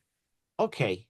I think that in Russia, what happened is that when the Soviets take power in the early 1920s, first Hmm. of all, they want to build a completely new country, a completely Right. new civilization based on communist principles. By the time Lenin dies, they have realized that they cannot do that. It's a massive experiment. It's a chaos. They realize that the experiment that they want to implement is a chaos. So they decide to go step by step. Stalin is much more pragmatical than Lenin, Hmm. and then they changed a little bit the paradigm. No, I said, okay, maybe the people, what in the sort of the socialist and Marxist rhetoric, what they say is that, okay, we are not, Lenin was, oh, we are ready now for the communist thing. It's now or never. Boom, we do it. Then Stalin said, oh, maybe we are not ready for communism. Maybe people still are a bit in revenge of the Tsars and the bourgeois and the capitalism. Maybe they are right. No, maybe what we need to do is to give them palaces. No, this is not about giving a new house type, a new family, a new lifestyle for everyone. Maybe this is about, and this is what Stalin does, is thinking this is not about building the new man. This is about giving the man, the everyday man, what the man above had, no, what the mankind above had, no, like that's a bit, and it is in that context where all the beginning of all the experimentalist Soviet architecture just fades by the end of the 20s, and then is substituted by this architecture that you can see in this image. The Moscow metro is one of the greatest example. These are hotels and universities, and these hotels were done for party congresses. So all these things were done for things about the party. So it was all about to say, okay, we are going to make socialism, which is for everyone, to have the same architecture that the high elites had before. So this means that it's not that now everyone is going to live in a boring box. No, now everyone is going to live in a palace. So that's the change of discourse that Stalin does as opposed to Lenin. There was still a lot of problems. You have that there was still a massive housing problem, etc. But because of that, they focus on building massive public buildings in a classical style that could be accessible for everyone. So that this is what the socialist government is bringing you. So that's what Stalin is giving you as part of the cult of the personality of Stalin is giving you. So that it is in that context where they continue with the classical because they had the belief that the new Soviet country, the new Soviet government, wasn't there to erase the old world, was there to give the old world to everyone. That's Is that that a is that a reason why there's still a lot of classical architecture from Russia, like the old Russia, there still exist? But we also find out that in Russia there are many other blocks and districts correct? are very depressed in a like it has nothing to do with the history and the classism. It just everything to do with the communism. Like how can you see that it just like it all Okay, happened within the same? it happened because they didn't have money to do everything, basically. So No. I am not defending them. So it's basically Stalin started to build all these massive buildings, public buildings, and then everyone is happy because it's part of the Russia, Soviet, blah, blah, blah. But then people say, okay, fine, I can have the most wonderful metro station in St. Petersburg and in Moscow, but I still don't have a roof to sleep. So at some point, Oh. the Communist Party needs to give me a house. So and then it's like when Stalin, because Stalin said, no, no, no, palaces for everyone. So then they were taking a lot of time to be built. So then Khrushchev comes, and then Khrushchev says, okay, Fine, fine. All these palaces that Stalin has built, they are for everyone. They are there, no? You go and you use them because it's for all the people, for all the comrades. But the comrades need houses, so I'm going to give houses to the people. And then he start building at whatever speed. They need to provide more houses. They were having the 5-year plans. You need to provide 1 million houses. How? I don't care. I want to see 1 million houses at the end of the 5-year plan. And that's how it gets worse. Those are the Khrushchevska, which are like the worst ones. And then came the Brezhnevska, which are slightly better but equally badly built. So it is not up until the 80s, late 70s and 80s, when you start having a little bit of improvement in the quality of the Soviet construction. But then all this, what you have just said, all this typical idea of the Soviet neighborhood, the typical East European horrible city, comes from there, because after the death of Stalin, all the communists and all the Pact of Warsaw, they realized that if they want to build quickly, they need to abandon all that, because they can't. So, and because they had this central power, because what's coming from above, from the Politburo, they could very easily say, okay, fine, we have built all these palaces. Now there is enough palaces for everyone. And you're not going to live in a palace. You're going to live in a concrete box, but you can go to the palace whenever you want. It's still better than with the SARS, where you wouldn't be able to go to the palace. So that's a bit the thing. I mean, I am thinking, for example, I was going to show a picture and I didn't show at the end. It was going to be the opera of Almaty. Almaty is the old capital of Kazakhstan. Very beautiful city. Especially if you go in summer or spring, when all the trees are green and they hide the buildings behind. You go in winter and it's one of the most depressing cities that you can see. But then they have wonderful buildings, like the opera is super beautiful. There is a couple of other buildings, sort of these cosmonaut buildings from the Soviet era. They're nice. They're more modern, but they're the groovy modernism. And but then yeah, and then all the rest of the horrible buildings are hidden within the trees. But that's basically what they did. I mean, at some point, again after the war, they realized that they need to build massive housing, and then is when they remember, oh, okay, I mean, this thing that we're experimenting in the 20s, maybe we need to take all these guys from the Gulag and tell them to start building something that they will build what we like with a cheap aesthetic that they were looking for. Otherwise, they will go back to the Gulag. So that's basically what happened with all these low quality residential buildings that you have everywhere in the ex-communist country. And you also have them in other places. And for example, you have them in France, you have them in Spain, you have them in Italy. So all this happened everywhere because it was part of the effort to do the war, to do the reconstruction after the war.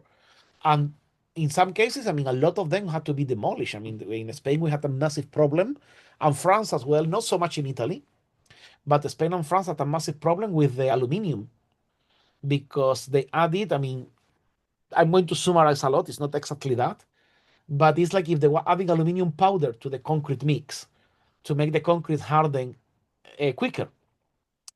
And that's very good. Right, yeah. Instead of having to wait a month to get the slab hardened, you have to wait 15 days. Excellent. But then what happened is that over the years, the aluminium start reacting with the concrete mix and literally dissolve the concrete mix, leave the air rods exposed, and then the building start having massive structural problems. And this Yeah, is there's an open secret in construction industry. yes, no, I mean, Yeah. but everyone was implementing that. That's one of Yeah. the reasons why still you hear today that we don't know what's going to happen with the concrete because concrete that we're having experimented with concrete up until the last quarter of 20th century. So there are things that were built in 20th century. I mean, if you are adding aluminum powder, those buildings are just a bomb, a clock bomb. At some point, they are going to start having the deterioration process. If they're not having it now, it's because they are well protected or they added more concrete, and the rod hasn't arrived yet. But the luminosis is a problem. I mean, there is a joke in Spain a lot when someone buys a new house. They tell them it's an architect's joke that they do to potential clients. Oh, be careful, your building has aluminosis. No, and then people panic because they have to demolish the building. So there is no way. It's not like, oh, in an old house, if you have a structural problem, you just reinforce the beam. Thank you very much. Bye. No. Or if you have a timber structure, it's a beam that is rotten. You take out the beam, you change it. It's a lot of money, but you don't need to demolish the building. You just need to change the beam. But with aluminosis, the whole building needs to be demolished. Right. Yeah. Thank you. You're very welcome. Any more questions? I think that there are any comments here. There is 3 comments here. The good old days where maintenance didn't mean relocation. Yes. Actually, I mean, the one thing that it was quite impressive that the Soviets did is when the Germans were invading Russia, they dismantled all the factories and they took them to Siberia. So it was quite a thing. So they had. We have here another comment here. Would you critique my project? Of course, Christian, bring it back. You can share the screen whenever you want.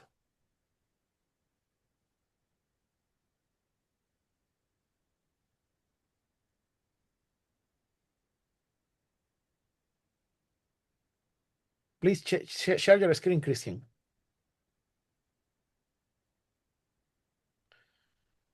Ah, okay. I don't have the computer right now, but I can send it to the chat and you can project it because I don't have the computer. And it's just the working draft traces that I have. Okay. So send it to the group then. Yeah, it will be great. Send it to the group and then we'll take a look at it.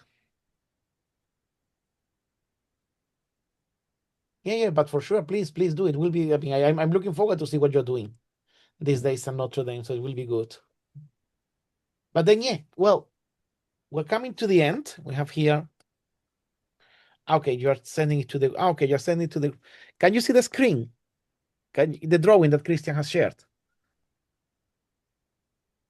Okay. Yes. Okay, excellent. So tell us, Christian.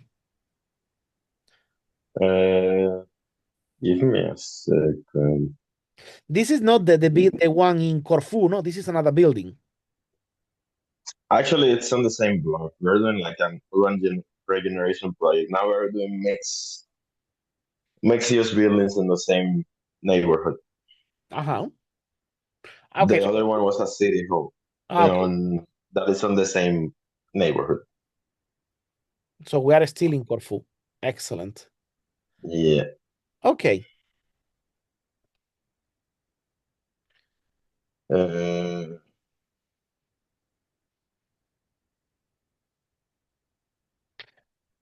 you want to say anything, or do you want me to? Give me a second. This is Sure, I'm finishing with this because I want to give a little bit of context. So right now I'm working on finishing the main facade. Okay, you're more. Okay, the plan. Basically, what happens here is that we are required by the exercise constraints is supposed to we're supposed to solve the project in a French hotel type of planning way. We were given this strange sites with some difficult conditions. For example, mine is one of the less complex ones. It has like 3 dominant axes coming into it. It's in an important junction in the neighborhood. That's why it's faceted. Like some of the buildings around the city. Those are examples of other corner buildings in Corfu that I sent. The actual modern one is the one that exists right now there. The modern apartment that it's a corner building. It's the one that exists there. And basically, what my building is supposed to be is commercial on the first level, and on the second level I have like a cultural type of association, uh, and with the administration in a mezzanine level, and then the last 2 levels are apartments that don't have to be developed, are only the actual exercise, because it was long exercise is designing the plans for the first two levels, Okay. basically, and then and obviously the facade. So the drawings of the facade unfolded, you could say, is that the three elevations uh, unfolded and put together. Uh, that's I think I'm gonna present it like that. I'm still thinking about dividing it into three different elevations. I'm still thinking about how I'm gonna finalize it. But basically, right now, the big problem that I have is just uh, connecting the what I designed for the facade with the interior. Basically, uh, the last the last criticism that I received, and I think actually that was my first idea also, and I think it solves a lot of the problems. Is I don't know if I can use the pencil. Oh yeah, it's basically to okay, yeah, okay. I'm using the pencil. Yeah, basically was to divide this and treat this as a mass. The corner and break the facade on the sides a little bit forward because I'm having a little bit of trouble coordinating Sorry, Christian, the before you continue, is this elevation something like this, or is yeah it yeah something? yeah in the plan it's pretty obvious. Okay. So you are like unfolding the elevation. Perfect, perfect. Yeah, that's what I said. I wasn't folding it because it is at like three different angles, so Okay. it's easier to read that way. Uh, but basically, the last criticism that I received was to break the facade on the corner and create a kind of differentiation here on the second level. Mm, instead of being windows, maybe some kind of decoration, keeping the apartments level as they are, and changing the frontage here of the shops also. And then just developing the facades in the same way I've been doing, going to the sides. Actually that was my first idea with this, but I don't know if there's another thing that I could do.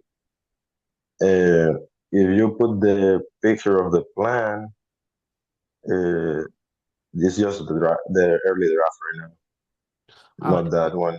This one. Yeah, that's the first level. Basically, these are the shops. This is an entrance to the apartments on the corner here, and this is the main lobby that goes into the cultural association Uh-huh. in the corner, and the main access to the street. Also. So, and all of this is just backroom for the shops. Uh-huh. And the other plan, if you can show it, the no, that's the mezzanine level.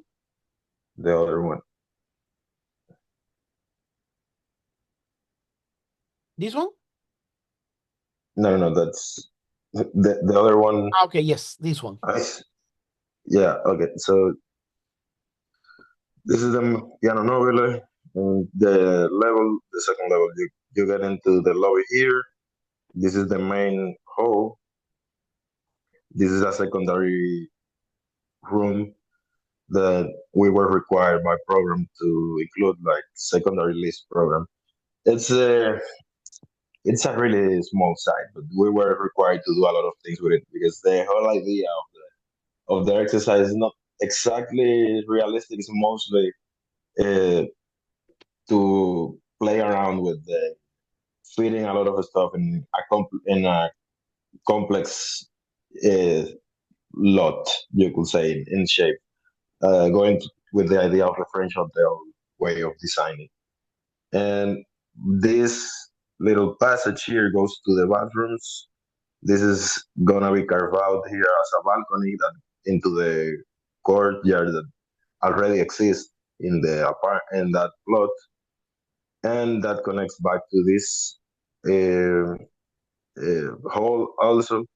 In that, in case of a big event, all the floor can be used as one thing. Very nice. So that's and this is just uh, the apartment stairs, so that has no access to it. So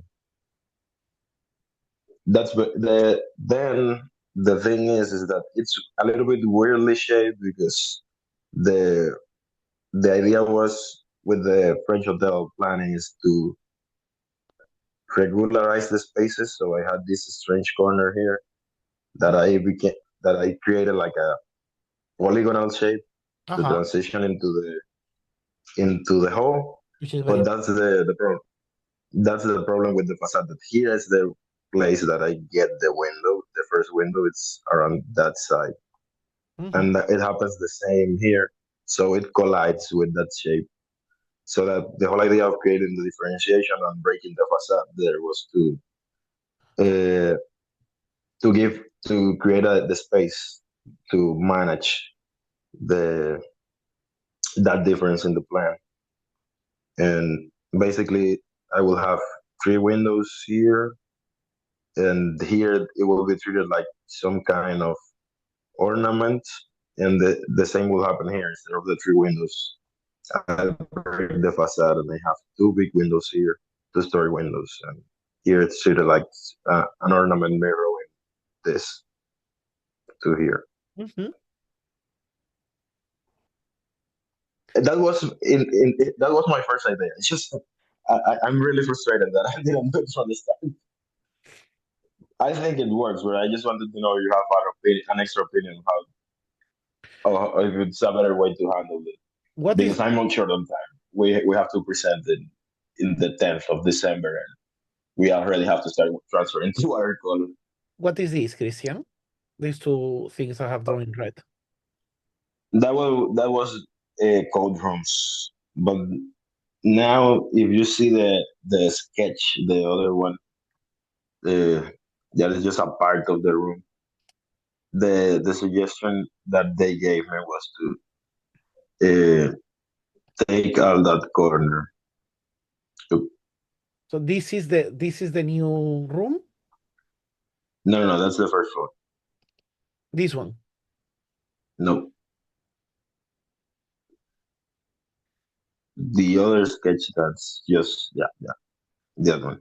What they suggested me, the professor, was to take that code room and transform it completely into a transitional space that gets the door centralized in a quarter of the room, and then I can measure that angle that goes into the other vestibule that mediates between this hall and the other hall that comes here, and that way I can regularize the interior design for this room, and then I get all of this here to it's part of the break on the facade, and I organize the three windows here equal space, and here I just have the ornament thing on the front.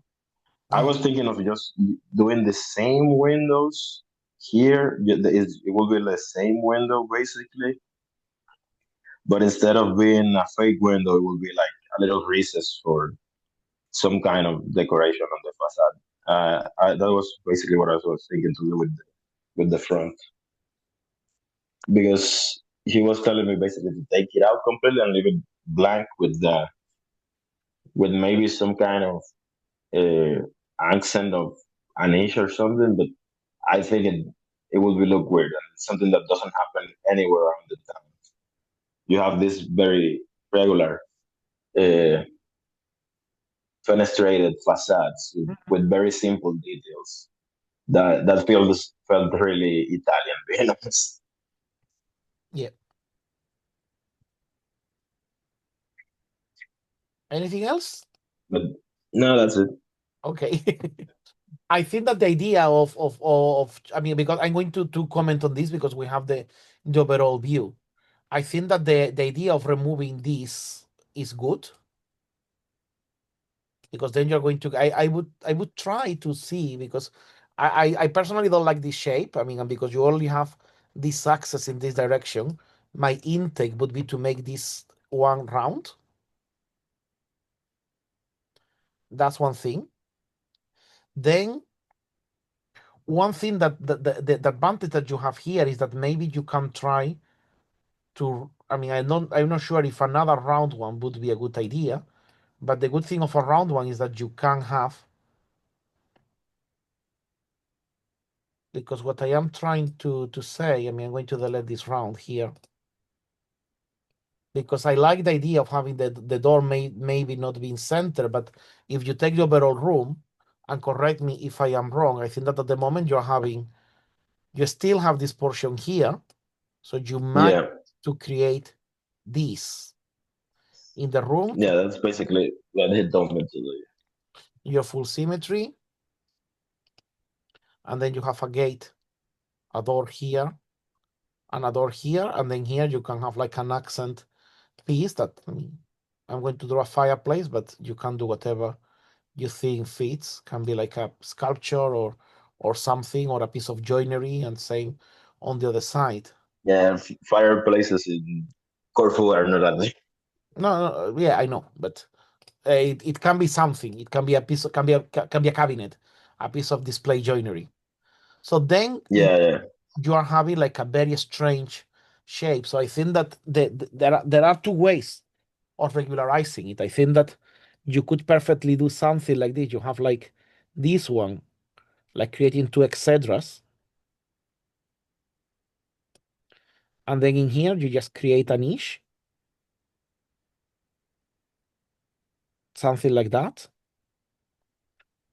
so that you have this space, and then you repeat on the other side, and then in this one maybe you have to do the same thing. I mean, maybe in this one I mean, I think you can keep the geometry here. I think that this is very nice. But I tried this circle and it doesn't work no? because it's too tight. Yeah, The even a segmental wall, like a segmental type of arch, is just too shallow yeah. to be Then it's noticed. then it's better to do the polygon, and then maybe in here, if you cannot do this, what you can do is, so you is have like a thick reveal. So you have this, and then in here what you have is just a thick solid reveal, and then you carry on. Maybe you have something like this, and then on this side you have your reveal this size. You see, you follow what I'm doing? Yeah, So this could be another idea, and then all this is just a thick reveal, and then here you have your window. That could be one option, and then you repeat the other one in there, and that would mean that you don't need the recess. It could be also nice if you could, even if it is clumsy, but if you could give light from here and from here, because the way that will work is that you can have an opening like this and an opening like this, and then what you have on either side is just, here you have a glass, and here you have another glass. So this, and the glass here can be a stained glass with some symbols, etc. That way you don't see the exterior. It can be frosted glass, can be a stained glass, and then that way you're getting extra source of light, and then your windows will be part of it, rather than doing all the thing of doing all these with the recess, and then the corner, and then another recess, and then the other corner, which is a bit strange, because even if you do the other way, it's going to be very strange, both of them. So it's very basically. Oh, sorry. I mean, this looks, it's an eyesore what I'm drawing. So because the recess is like you have this, and this is the way. No, sorry. Again, I did it wrong.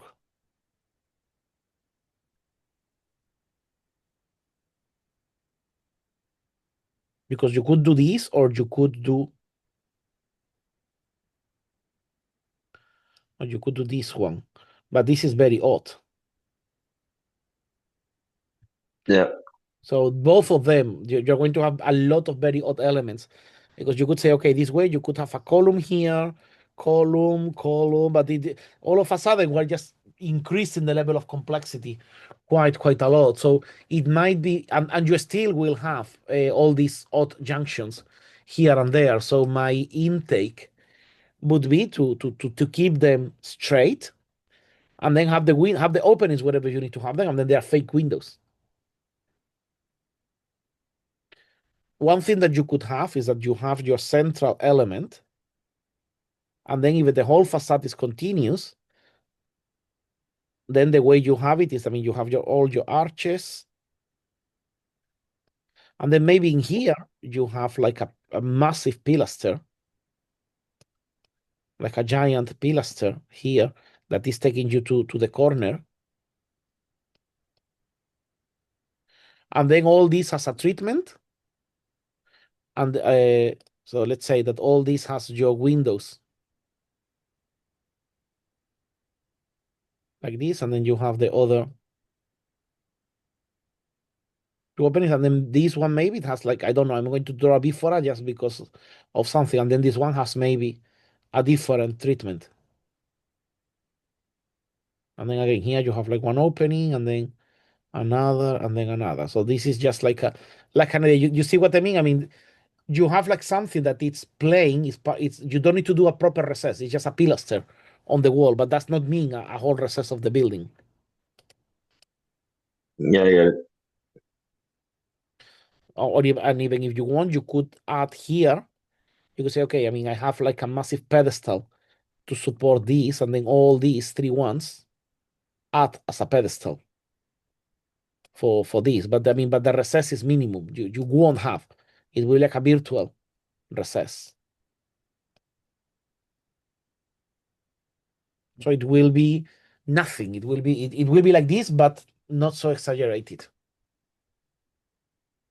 Yeah, that's one because initially I thought of going the way of breaking the facade. But that's why I visualized that breaking the facade creates a really strange condition, and then on top you don't see anywhere on the town.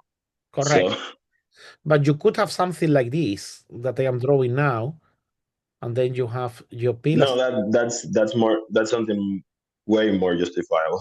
Yeah. I mean, do a whole recess because of an internal room is, and if it was a main room, yeah, but you are making a recess of a building because a transition space doesn't work. No, no. This is like, I have bought shoe size. My shoe size is 10. I have bought shoe size 9. What do? I cut my feet. No, I buy a new pair of shoes. I think that's the you cut your toes, and then you will be okay. No, that's not the way. You might die of bleeding, so it might not be a good idea. So Yeah, that's basically. because all the flow that you have created, I think, is really nice. So you go here, you go here. I think this corridor is quite nice. Then we have all this space for toilets, which I don't know how you're going to solve them, but I guess that once we have this, Basically, it's the site is really small, so those toilets are family bathrooms basically. So it's just cabins because it's a really small plot. I'm talking about the main. It's a 350 meters for all of this program. So all of this is really small. then also you need to bear in mind how you are managing the whole monumentality of the thing, no? Because I think that adding the columns, I think, is going to be a bit too much because you don't have a space. I mean, let's download this and let's delete it, because once we take a look at this, if you want to do this properly, you will have your staircase coming up. Then you will need some space for your pilaster, and you need to leave some space for the base of the pilaster below. Then you will need to think how this recess is going to do. If it is going to be something like this, and then you're having here a node junction, or you're doing something like this, like a pilaster that does that, but still this is not solving you the problem with what happens with the column in here. So maybe it's this, you see what I'm doing, no? This projection and this alignment of the column. So you need to provide more space than the space that you're providing at the moment. You need much more. And then if this one is going to be like this, so you see what I'm doing, no? Yeah, that will be the rule. Yeah, I get it. So you need a little, you don't have enough space for all the extra inches that you're going to be adding on every iteration. So I would say that maybe the idea is that you get a space that is like sort of octagonal. So you get your space like this.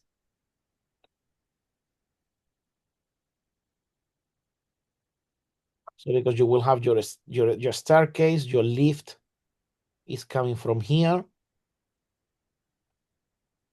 And then your staircase, you cannot end you need to have like this little return probably.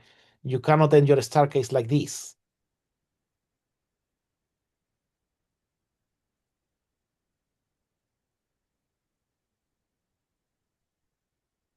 Because once you start looking, I mean, moldings, architraves, cornices, they're going to have a very odd junction. So you need to leave a little bit of a space either side. And then the way it works is that you get the door here, and then in these two other sides, maybe you have like a little niche, another little niche, and then in here you have, because your facade will be somehow, oops, your facade will be somehow something like this.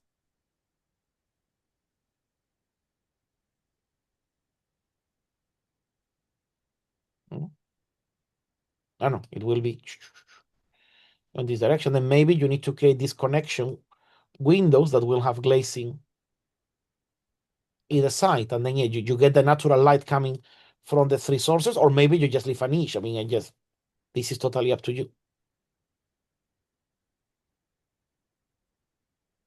Yeah, because the thing is that I got suggested the idea of doing a window exactly in that point, but the thing is that then it will be really awkward in the facade. Because the main idea of what I wanted to do is just But that is what why I you wanted have to do in Christian, the pilaster, that we were talking a moment ago. That's what you can adjust the position of the pilaster to fit the amount of windows that you need. Oh, okay, yeah, I forgot that one. That's Yeah, because that will be a better way because the main thing that he told me that and I think it's fair of not doing a fake window because it will not express the what's happening on the inside of the building. So he wanted me to solve it in a way that I'm expressing better what's happening inside because that's part of the exercise yeah. of the French hotels. When we're talking about French hotel, you're talking about Hotel Particulier or a proper. Like we are talking about the you could say the theory of design of them. We are working with an assessment that and now Michael Dennis, an architect from the MIT, years ago of how Christian, we are losing you. French hotel.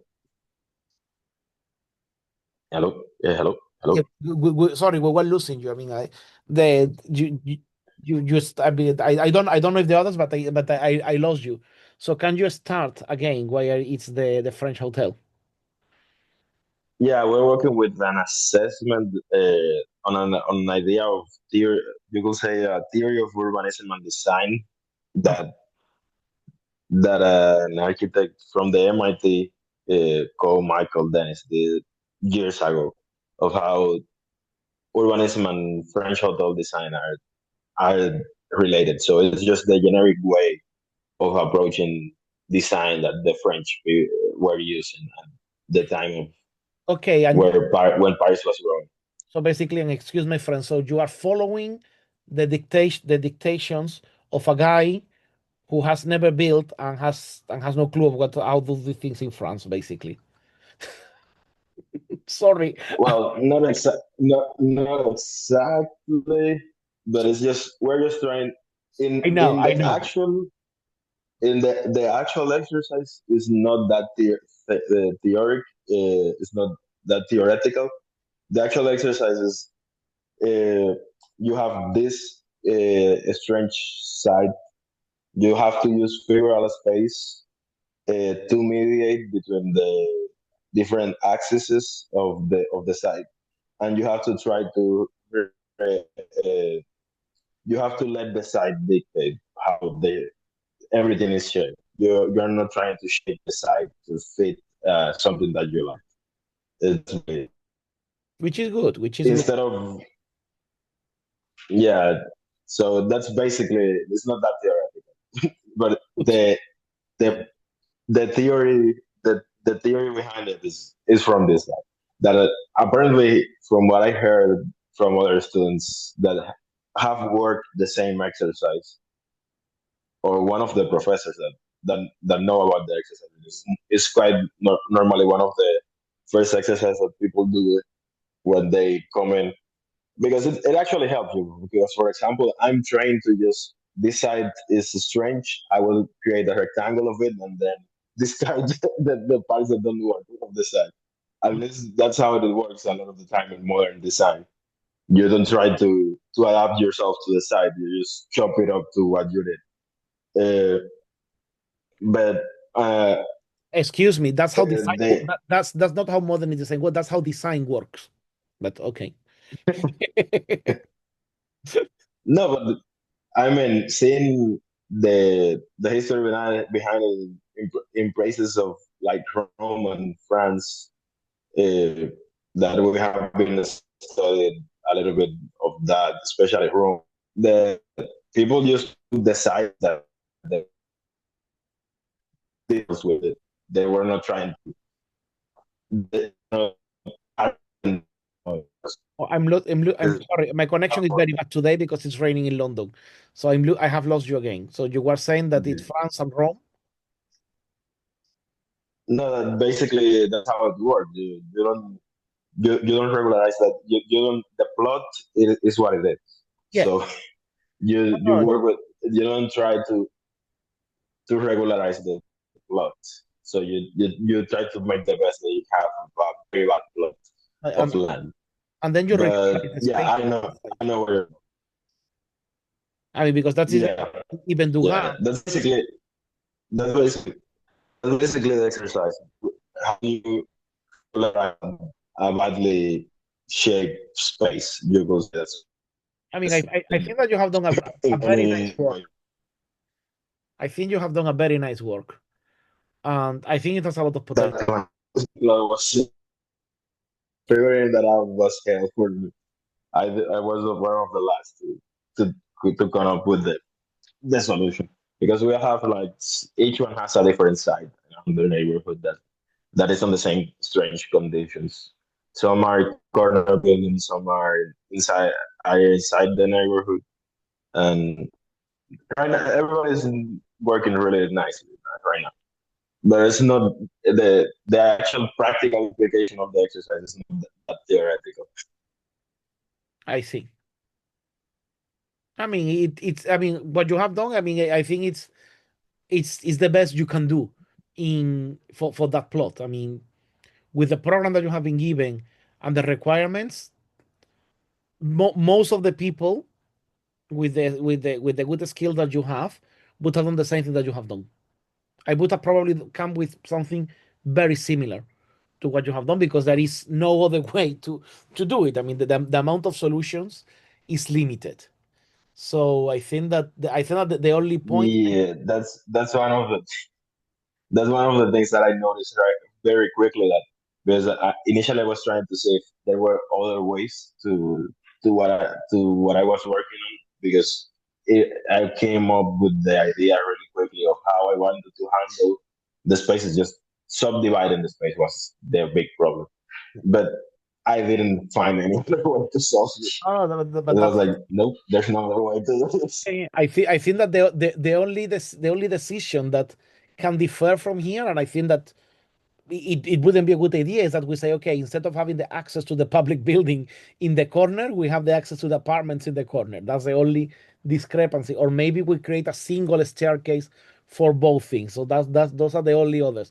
The moment that the program is dictating you to have the two staircases, the moment that you want to have the access from the corner, what you have is what you and the two main spaces in the first floor, in the second floor, in the piano nobile, have to be interconnected.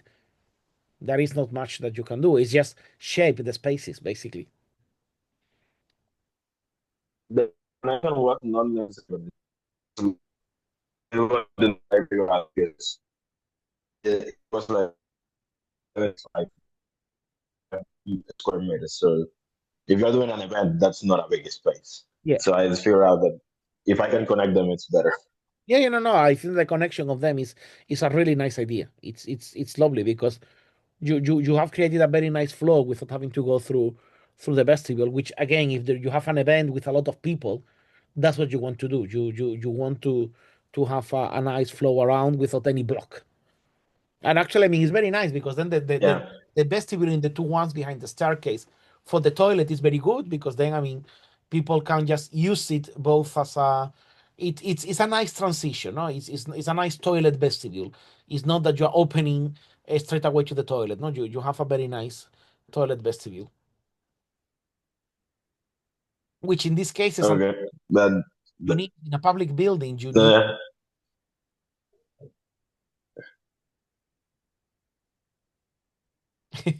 yeah, Sorry, the I'm connection hearing is you. very bad today, unfortunately. Sorry, it's raining here in London. I don't think it's you, Professor, because everybody listen. I also hear like Christian a little cut off, not you Okay. though. Okay. But I don't know why my internet is fine. I mean, it's probably the flow. Oh, okay. Okay, I figured it out. Okay. Okay, yeah, there was a problem with it. Okay. Um,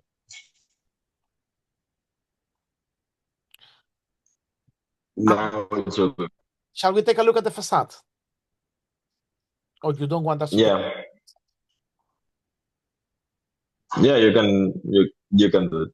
I think that It's not the best picture, but it is what it is. my opinion is that I quite like what you have done in the piano nobile, but I think that you are paying a very high price to achieve that, which is that I think that the piano nobile looks very nice, what you're doing there, but the rest of the building looks too squat. I don't know if that's a requirement from the project or that's Wait, I went out. I didn't hear.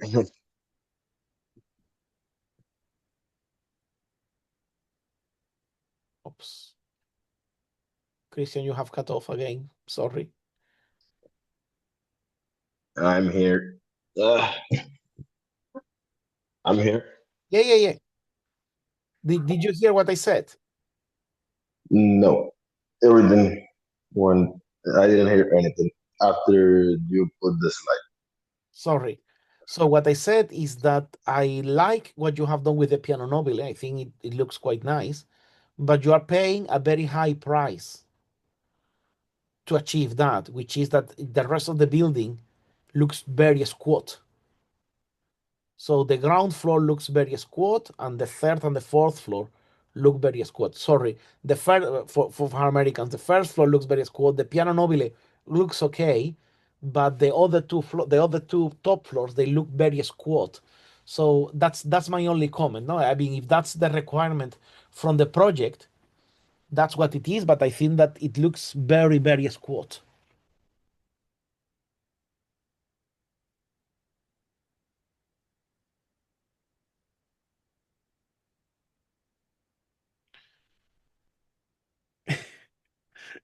I think it's not working, Christian, today. The elements are against us.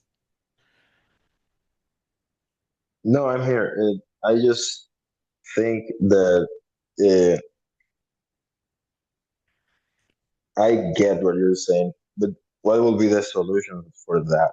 I think that one quick thing, because I think that you have probably you don't want, or they won't let you reduce the height of the piano nobile. So one thing that you can do is No, first, I actually have control on on I, that. I would try to reduce, because this is too tight, especially this. So if you see this in section, what you're going to have is literally this. So this is going to be your slab. This is going to be your opening. And I'm going to draw in light blue. I'm going to draw this is what you're going to have there. So this, Yeah, yeah. so it's very tight. It's very tight. I mean, basically what this is going to mean in terms of interiors, that you're going to have the typical ugly modernist flat. You're going to have your bulk roof here, and then you're going to have the curtain track coming from there. That's what's going to happen. And also, I think, I don't know the height of this, but this doesn't look very tall compared to this. So I assume that then on top of that, the slab will be probably somewhere here, so that you have enough height in here. So I think you should make a section. The slab is, yeah, the section I'm working on. The slab is on the where you get those little arrows on the corner. That's where the slabs are lining up. This is what the slab is. Yeah, That's not enough, because this looks then you have a problem, because maybe this looks very little and this looks very tall, or there is a problem here. Maybe the solution, Christian, is to the slab is actually here. Wait, there is it's a on this slab. there is a problem here, because then you have another slab here, and then you have another slab somewhere here. So there is a problem with the Yeah, height. You have a problem. the actual height is 340 right now, from slab to slab, on 340, those two levels. 340 meters. Yeah, Actually, that's very good, but then you have a problem here in the representation. If this slab is 340, which is really good, this is much more than 340.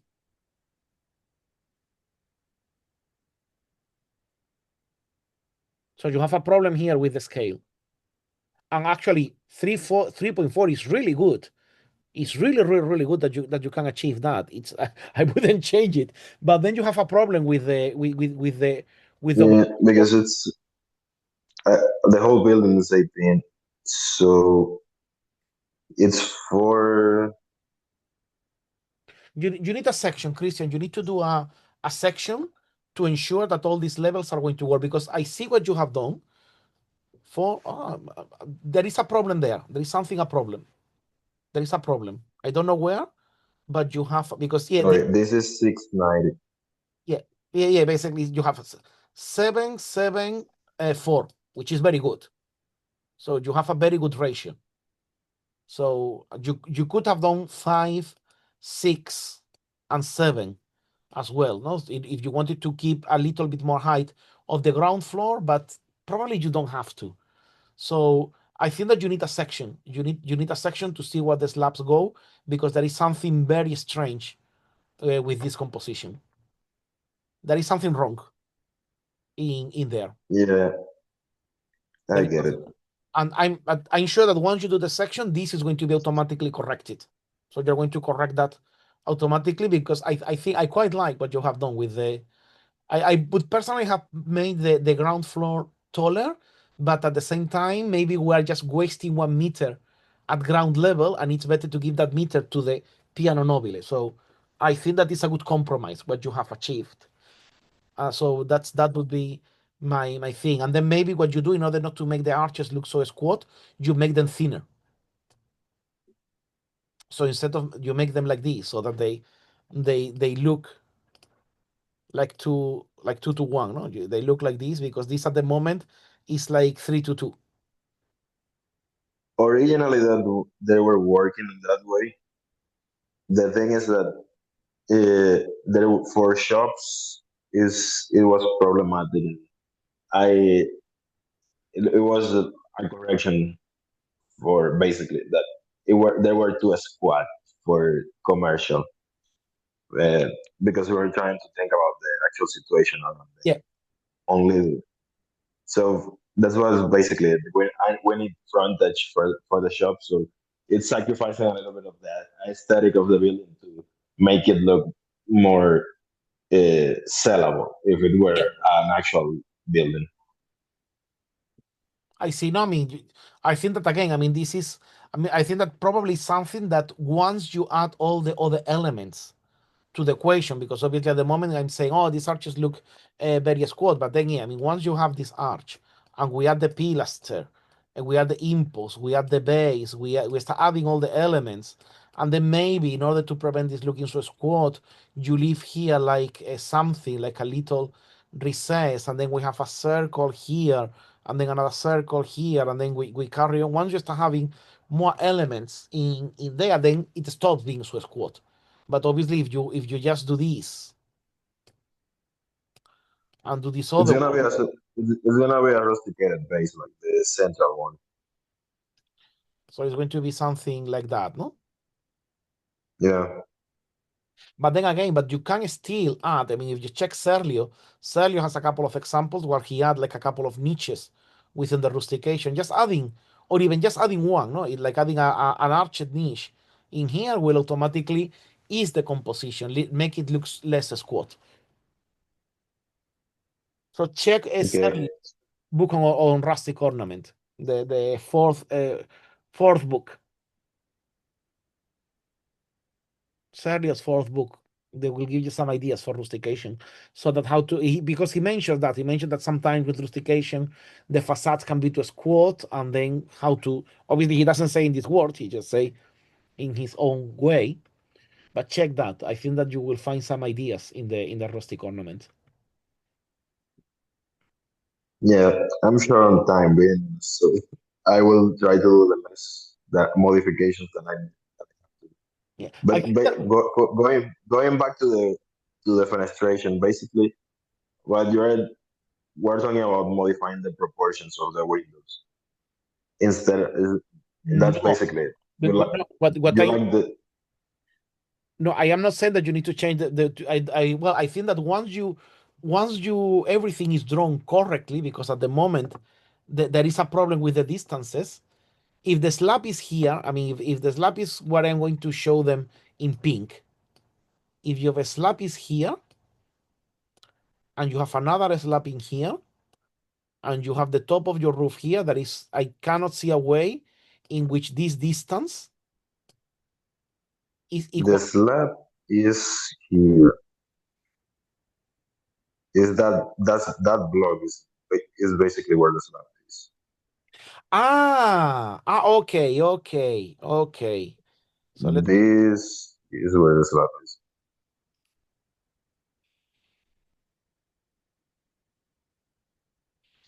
okay, then, okay, let me just quickly. So we have the slab in here.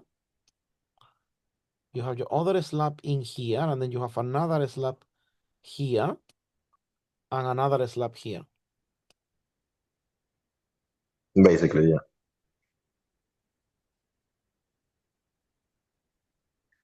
Okay, I think that maybe the problem. The okay, I see. Okay. I see now. Okay, so then then this is the okay, then these two are equal. Okay, fine. Okay, I see. Yeah, I think I went too high with the proportions of the windows. Yeah, I They think that should be smaller. this window should be more or less here, and then the door should be here. So that will mean that you have this a little bit lower. Because if the thing is that if this is 340, which is really good, Yeah, no, there's no reason for me to yeah. be so tight at first place. And also think that obviously, I mean, you are uh, what in an interior, if this is the top of your slab, I mean, this is the top of your void ceiling, because you will have the void ceiling, so you need to have a little cornice Yeah. Then you need to have, I like that, that's what I like doing. You have your cornice, you have your, so the cornice is A, then I leave a space equal to the cornice, and then I start building my architrave, my window architrave. And then this is my window head. And then this is where my window will be. So then architect, I'm going to put B because the architect will depend on the door architect. But this is what you need to leave. And then, I mean, you have the void ceiling, which is usually minimum 100 mil, maybe more if you need to put the AC. So then at the end of the day, you go from the window head to the top of the slab. Minimum, you should have 250, 350, 400. From window head to bottom of the slab. Yeah. And this distance should be to, if you leave 300, 400, yeah. And you leave 300 here, and you will struggle a little bit because normally for a scale of this room, 100, 10 centimeter cornice, 10 centimeter this, and then 10 centimeter architrave, it could work. But then you need to understand. But then you need to bear in mind that if we see it in front elevation, you will have these, and then you have your cornice coming on here, and then you need to leave a space. I mean, obviously in here, such a little distance, you will need to have, oh, sorry, your curtain pole in between, because it will be too much to have a pelmet. So you need to bear in mind all that when you're doing the section, because what cannot happen is that you're designing a very beautiful building to the outside, and then internally it's all modernist interiors. Yeah, I know. The only thing is that I in I will try to fix it to work, but we don't have to develop the apartments because I it's a know. short exercise. More Yeah. the exercise is more around the plan of the piano nobile than Yeah. anything. I think that you So need just to ensure, I mean, because you are I think the piano nobile is perfect. I think that I think that then the other thing is just adjust the position of the window. I wouldn't worry more. I think that it looks a bit odd at the moment, but that's it. Maybe just a matter of actually doing. I mean, now that Miguel is here, we were talking the other day a little bit about the Baroque in New Spain, no? And then maybe it's a matter that you do actually. Maybe, Christian, the problem is that you have put the window below and the balcony above. Maybe what you have to do is you put the balcony below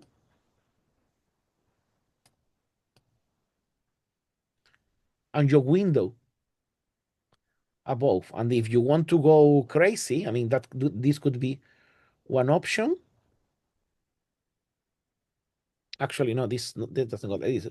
Your window will be, you will have your window sill, and then you have this. And if you want to go crazy in this one, you could have your balcony in here. And then maybe we create a surround that is we were like in a Novo Hispanic Baroque. And then, I mean, obviously I am simplifying. So imagine that you had a scroll. Obviously I'm exaggerating and going very Baroque and just getting crazy. But then you have something like that. So I think that maybe it's this. Maybe you need to invert. You put the balcony below the window, and that might solve the problem. So it's not the window itself; it's the balcony that is the hierarchy. So you have like the arch, the big window, the balcony, the small window.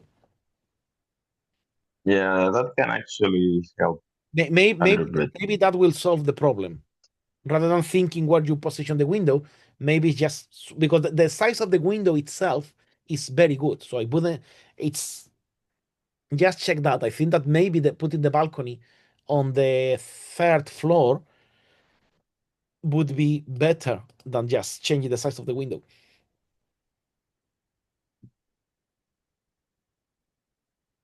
Yeah, I will see how I can fix it. But I think that could.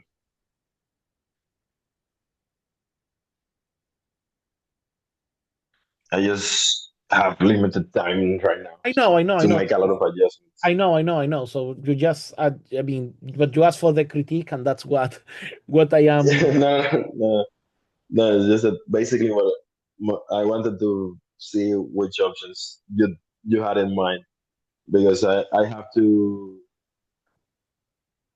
decide on a basically by Wednesday at the latest. I have to have the design wrapped up and Yeah, start working and transferring it into watercolor. Most as I have been working, I do the detailing of it, the watercolor paper to not lose a lot of time on trace. Because it's the presentation is the 10th, and it's about 4 plates, so yeah. it's a lot of work.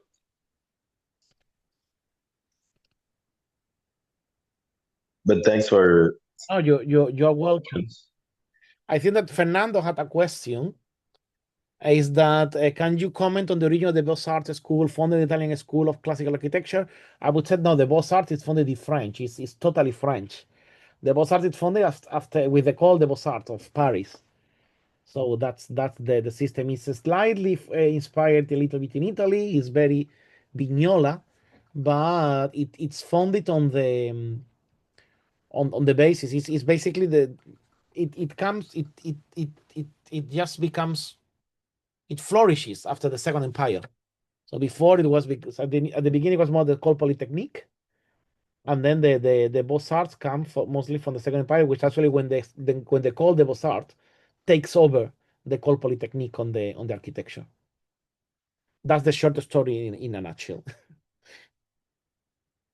But it's totally French. It's a totally French system inspired in Vignola, therefore Italian, and that was always the whole goal of the École des Beaux-Arts, which was the successor of the Academy of Fine Arts, was to go to Rome and study. So there was a Roman component, an Italian component, but always through a French lens. And just to finalize, this is what we will be doing. This is the preview of our next season, Winter Spring 2026. We're going to have, it will be around 12 classes. I still need to figure out the calendar of an introduction to Islamic architecture. And this is the scheme of the architecture that we're going to, the historical architecture that we're going to see, which I always like to show it as a sort of tube map to show the different connections of the different points. No, like you have the first connection, which is Mecca and Medina, then it goes to two branches from Syria and to Egypt. Then there is a connection that goes from Egypt up to Tunisia and the Maghreb, a connection to Al-Andalus, which is directly connected to Syria, directly connected to Iraq, directly connected to Persia, the direct connection between the Ottomans and Syria, and then the peripheries with Central Asia, China, and Southeast Asia, East Africa, and Mughal. So it's going to be quite interesting. We're going to have a focus on Western or Al-Andalus and the Mudejar, but we will cover everything. So I would say that there will be four about Al-Andalus and 8 about the rest. So the percentage is still very Andalusian. So we will do. And of course, we are going to take a look at your Haussmannian plan. I think that because we have been taking a look there. I think that now you have here you have like the school, the gym, the medical center, the mosque, the parking, the town square, fire station. I think that this works very well. I think that you have managed to do different degrees. I think that there was a discussion that these streets might be a little bit too narrow, but I think that this will be solved at detail stage. I think that once for example, number one, we said that it's a school. So the thing is that, for example, between 1 and 2, maybe because it's a school, you might have to leave a little bit of more space. And then that might mean that all this chamfer here might lose part of its, because number 2 is a gym. So, but yeah. And then number 4 is a mosque. So you have 1, 2, 3 mosques. Yes. Uh, Yeah, the idea is that there's a big one for both sects, and then a smaller one for Shia, and then one for Sunnis. So, there's like no disparity and whatnot, just to keep them in mind. Okay. Okay. Yeah. And I guess that, yeah, what is the north in here? Um, if you look at the side, like let's say this is the side, the left side of the building, sorry, I mean the line on the left side, just make it straight on yourself, and then that's north. But you can imagine that like this. Okay. I'm just thinking because when we were talking about the orientation, etc., I was thinking, let's go, for example, to this plot of the mosque. You have this, but the problem is that you cannot say, okay, let's say here is the courtyard and here is the praying hall, but where is the Qibla? So I think that one thing that you might have to take into consideration to further detailing the alignments. All It right, it's a bit sorry, it's a bit to the west. Yeah, So whatever the north is here, it's like west with like a 1 or 2 degree to the yeah. So downwards, I guess. this is north. It's something like this. I don't know, opposite. So north is going upwards that way. Okay. Yeah. And then it's like 1 degree off center. Sorry, I mean from west, excuse me, downwards. Yeah, there you go. Okay. So then more or less you can more or less manage the position of the Qibla in all of them. So because you're going to have okay, then it's easy. Okay. Okay. No, because sometimes, I mean, I'm saying this because we had a client that wanted to have an oratory, and the house wasn't proper. I mean, obviously, it's a house here in London, and the house wasn't properly. He couldn't have a Qibla, a mirab, in the room. So we decided Yeah, fair enough. to use the floor patterns as the Qibla. So orientate the flooring boards to Mecca, because that was no other element in the room that could be used for that. And then we will design a feature for that. But Mm, that's okay. I think that then, yeah, because for example, what I am thinking, maybe it's not a matter of having the school here. Maybe it's a matter of having the school here instead. So all right. maybe it's a matter of having the public buildings closer to in the because is this pedestrian? The wide, yeah, basically, sorry, the idea is basically the French idea. So if it's a thin road, no cars allowed. If it's that's the main road at least. The main road basically has like, imagine a canopy in the middle, Yeah, and then the cars are allowed there. And then on the edges, another canopy for cycling and pedestrians. So the French model applied to Bahrain. excellent. Excellent. I think that as number 5 is multi-story parking. Okay, nice. Um, yeah. I think that it may be a matter of placing the public buildings across the main roads. Mhm. Actually, this is in one of the squares. So actually, no. You have thought it quite well, because then, okay, I see. Okay, sorry. Then you will access the school from here. Then you don't need to Yeah. take it. Okay, you access the school from there. Yeah, okay. Yeah. Then no, then it's okay. It's an alley. And then I think that what you will happen is in all the residential ones, you will have to decide if you're going to have this sort of courtyards, or you're going to have a division into plots, and each house is going to have its own plot. So I think that what you have done is correct. This is very similar to, yeah. Yeah, and then if we need to divide it into Um, small plots, we divide it into small plots, but this mm. this is the courtyard, and then this courtyard internally can be it's a private space for all the neighbors. Yeah, basically. So the cool thing about here is that a lot of people in Bahrain want a green space, but they wanted a safe green space. I've been speaking to most of my neighbors here. They're like, it would have been nice to have a park here. I was thinking, well, that's very cool because some parts of Europe they have like, let's say, a garden, and then the walls of the garden are like houses, like in other parts of Europe. I think in Denmark, I think. I'm not too sure to be honest. Yeah. It's a But very cool idea. Another thing I kept in mind was the coast. yeah. The entire coast is off limits to cars. You can see at the end of every single main road, there are like three dots. That's to like signal like a block. Cars are not allowed after that. Hmm. I think, I mean, yeah, I mean, because what this means that you have like all the bollards that prevent you to Yeah. come in, and then nowadays people will have a fob or a remote control, and then the bollards go up and down, and then when the firemen and the delivery, and there will be times for delivery, and then so this works very well.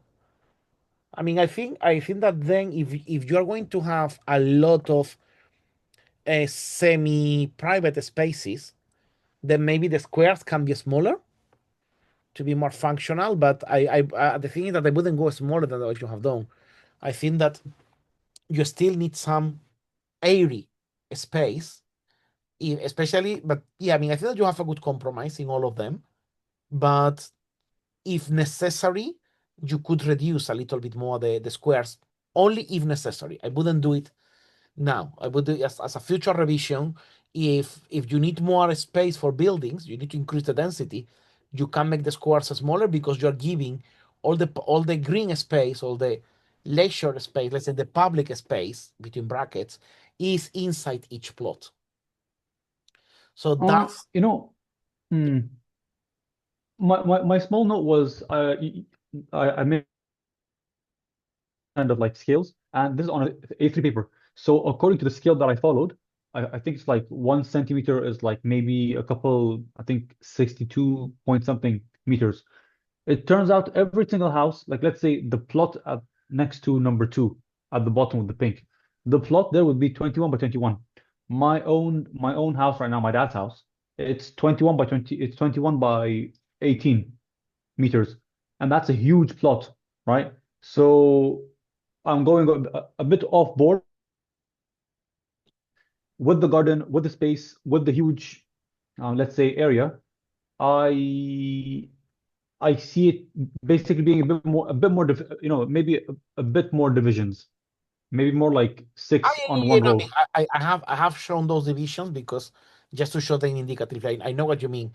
The thing also what you will need to bear in mind is that once we do the section, we are going to Mm, have, I think we said 4 or 5 floors. So it will be something like this. So you will have maybe 4 floors, and then the top is a recess, and then you have yeah, the that's the difficult part because keep in mind, the privacy of the woman and the no, but hijabs and whatnot. you get the price. Ah, I see. But you can always. I mean, we can do the Syrian method. The Syrian method is basically they have like a balcony, and the sides of the balconies are always a small shade. So you can imagine like it recesses, but every recess has its own shade, Yeah, so you that's can't directly look down. Yeah. yeah. So it will be. I'm going to. So imagine that this is our top floor. I'm going to decode. Mm, So this is our top floor, and then you will have the parapet, and then this is the building, no, that you have here, and maybe it's divided into two. One property has a terrace, other property has another terrace. You could always have here like a trellis to give you more privacy, and this is like an awning or a pergola. So you have your pergola here, and then you mm, grow vegetation on top. So that's a way of giving you the extra privacy. But yeah. if you think it won't work, don't implement it, because this might be like a solution that works very well in Europe, but if Mm. it doesn't work there, we just do the buildings much more compact.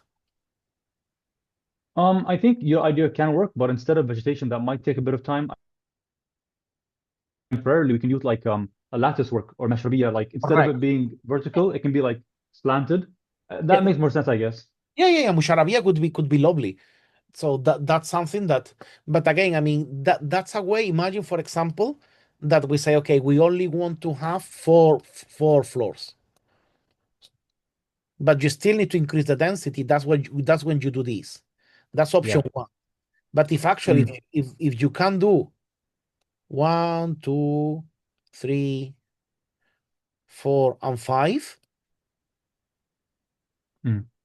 Option 2 is also okay. So it depends. No, this option 1 is when you say, okay, you can only do 4, but a recess. Option 2 is when no, you can do 5.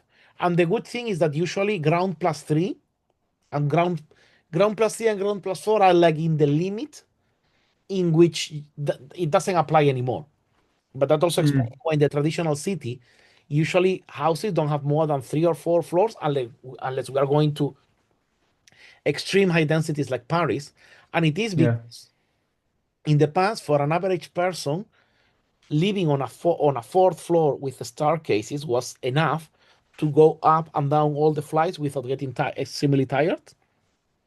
But nowadays, you need to have lifts anyway Yeah.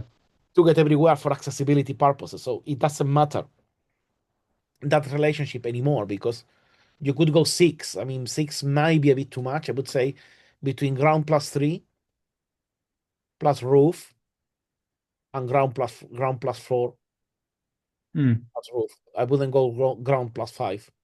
Ground plus 5 Yeah. would be the maximum. Maybe in 1 or 2 buildings. That would be my intake. Yeah. I think having a plurality, like let's say, for example, a mix between ground plus 3 and plus 4, Yeah, having a mix that make more sense, I guess. I think that's it from my side. Now it's the next journey. So this first phase is done, yeah. the urbanism. Now my next phase is just reading the literature and checking out the sources and just getting familiar with the drawing and whatnot. That's going to be, let's see, I have to see honestly. I'm not sure where to begin, but unfortunately the examples that I do have, like Cairo, for example, they're not that well. They're not really that good unless like I look at Beirut I would say Beirut to is a a good degree. example. Aleppo, yeah. Beirut, I'm also thinking Baghdad is okay. It's not bad. Baghdad is okay. I mean, the thing is that, for example, Mosul, Ramallah, they were very good, but then, I mean, they were, I mean, but that was all that is gone now after so many Yeah, years yeah, of war and all that. And Saddam Hussein just ensure that all the British legacy was gone. So Mosul, Basora, all of them they were really good in the times of the British because they were blending the really old Iraqi and what the British brought. But I think in yeah, general, I think Beirut and all the French models were better because the French had a better interest on the on urbanism. The English were more interested, the Brits were more interested in just infrastructure. So that's why we were yeah, the day. Yeah, the massive port in Basra, the massive train station in Baghdad. Oh yeah, those are great. Jaffa, you go to Israel, the train station in Jaffa, or all the railway from Istanbul to Mecca, no? That the Ottomans did with the British and German money. Whoa, amazing. But then yeah, but what you go out of the station, there is nothing. So that's the yeah. You're Brits. right. That's well, the French worry a bit more. Take a look, even if it is far, take a look at Algiers. Yeah, I was just about to Just mention for that, the actually. volume. Algiers for Mm. the volume. Because the density in Algiers is higher than in Lebanon, in Beirut. I think that Beirut is good. Is a good example. Jaffa, maybe, but I'm not sure.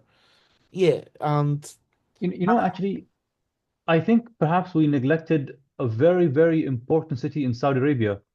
Jeddah. Jeddah Jeddah. is very good. Okay, I mean, yeah, that's. I mean, I was going to say Jeddah, but I don't know if Jeddah is like super modern, or Jeddah has like there is an old Jeddah. They have a nice, like, traditional place. I think you'd like it very much. If you ever visit Bahrain, I'll take you there for like, maybe an hour or two. It's very, very nice. Even Qatar has some nice ones, honestly. A lot of nice things. My brother's there. I like the souk when I was in Doha. I like the souk quite a Mm, lot. It was nice. And another in Dubai, the perfume house, etc. All that mm. area they have done quite a good job in the old Dubai. I don't know Abu Dhabi, but I know that the old Dubai they have done quite a good thing and was yeah. So I think that the problem of all the especially all the countries around the Persian Gulf is that because their prosperity was only relying on the pearl trade, they couldn't grow much, and from night to day the oil Yeah. came and then boom, it was the massive growth. That was a bit the problem. Yeah. By the way, I'm very sorry for like keeping you up to like I think it's almost 8 p.m. your time. Yes, it's 20 past 8. My last thing I want Oh, to yeah, say yeah. is that I don't intend to have more than like one style. My idea is full Bahraini traditional and then Arab traditional. So basically everything the Arab world, and then Islamic traditional. So basically so we can go to, let's say, Tajikistan, we can go to Indonesia, we can go to Algeria, we can go to, for example, Pakistan, Persia, we can go to perhaps Baku. Baku is a very unique case. I think they have a lot of old stuff, but also neoclassical European stuff. So Yeah. there's the blender. And then last but not least, the colonial era that I can at least look towards, the neoclassical mix of Europe with Bahrain and like, the wider Islamic world. That sounds like something to do. Four different styles. Yeah, I mean, I think yeah, that's and then you just establish the mix. When we were doing the project in Jerusalem, we did a similar mix. Now we said like a colonial, Ottoman, Crusaders, and traditional. So which was like Crusaders too? no, but we were in Jerusalem, so we had Yeah, yeah. all the Ottomans, the colonial, Nice. and then we had like the traditional, which was something what what was not what was in the between of all of them, the traditional architecture. Yeah. So that was what we had. But then, yeah, so you have the traditional Bahraini, Persian Gulf, Arab. You have I would, if you're going for Islamic, I would say maybe the Arab dash Ottoman, which is the closest one Mhm. between Ottoman and Persian. But you could say, okay, you could go all over the Islamic world, which is very rich. So I would say that then it depends on the cultural relationship. No, I think that probably culturally it's closer to Egypt and to the Maghreb than to the Mughal India probably. But also you have mentioned Baku, so Mm, it's all the Central Asian models, which are Persian models, just in a different way. So the possibilities are endless. I think that the yeah, Ottoman I history agree. is interesting because it's a very much blend of Byzantine, so it's very much late antiquity, same as the Umayyad, while the others are more original. Absolutely. I All think right, that's it from my side. Thank you very much. with this one that I gave you, the short account from Creswell, this little one, the short account of Islamic architecture, this one is very good. I mean, I Let me gave you see. the long one. It's out of print. If you can't find one of these, this is very good. But I gave Mm, you the long edition.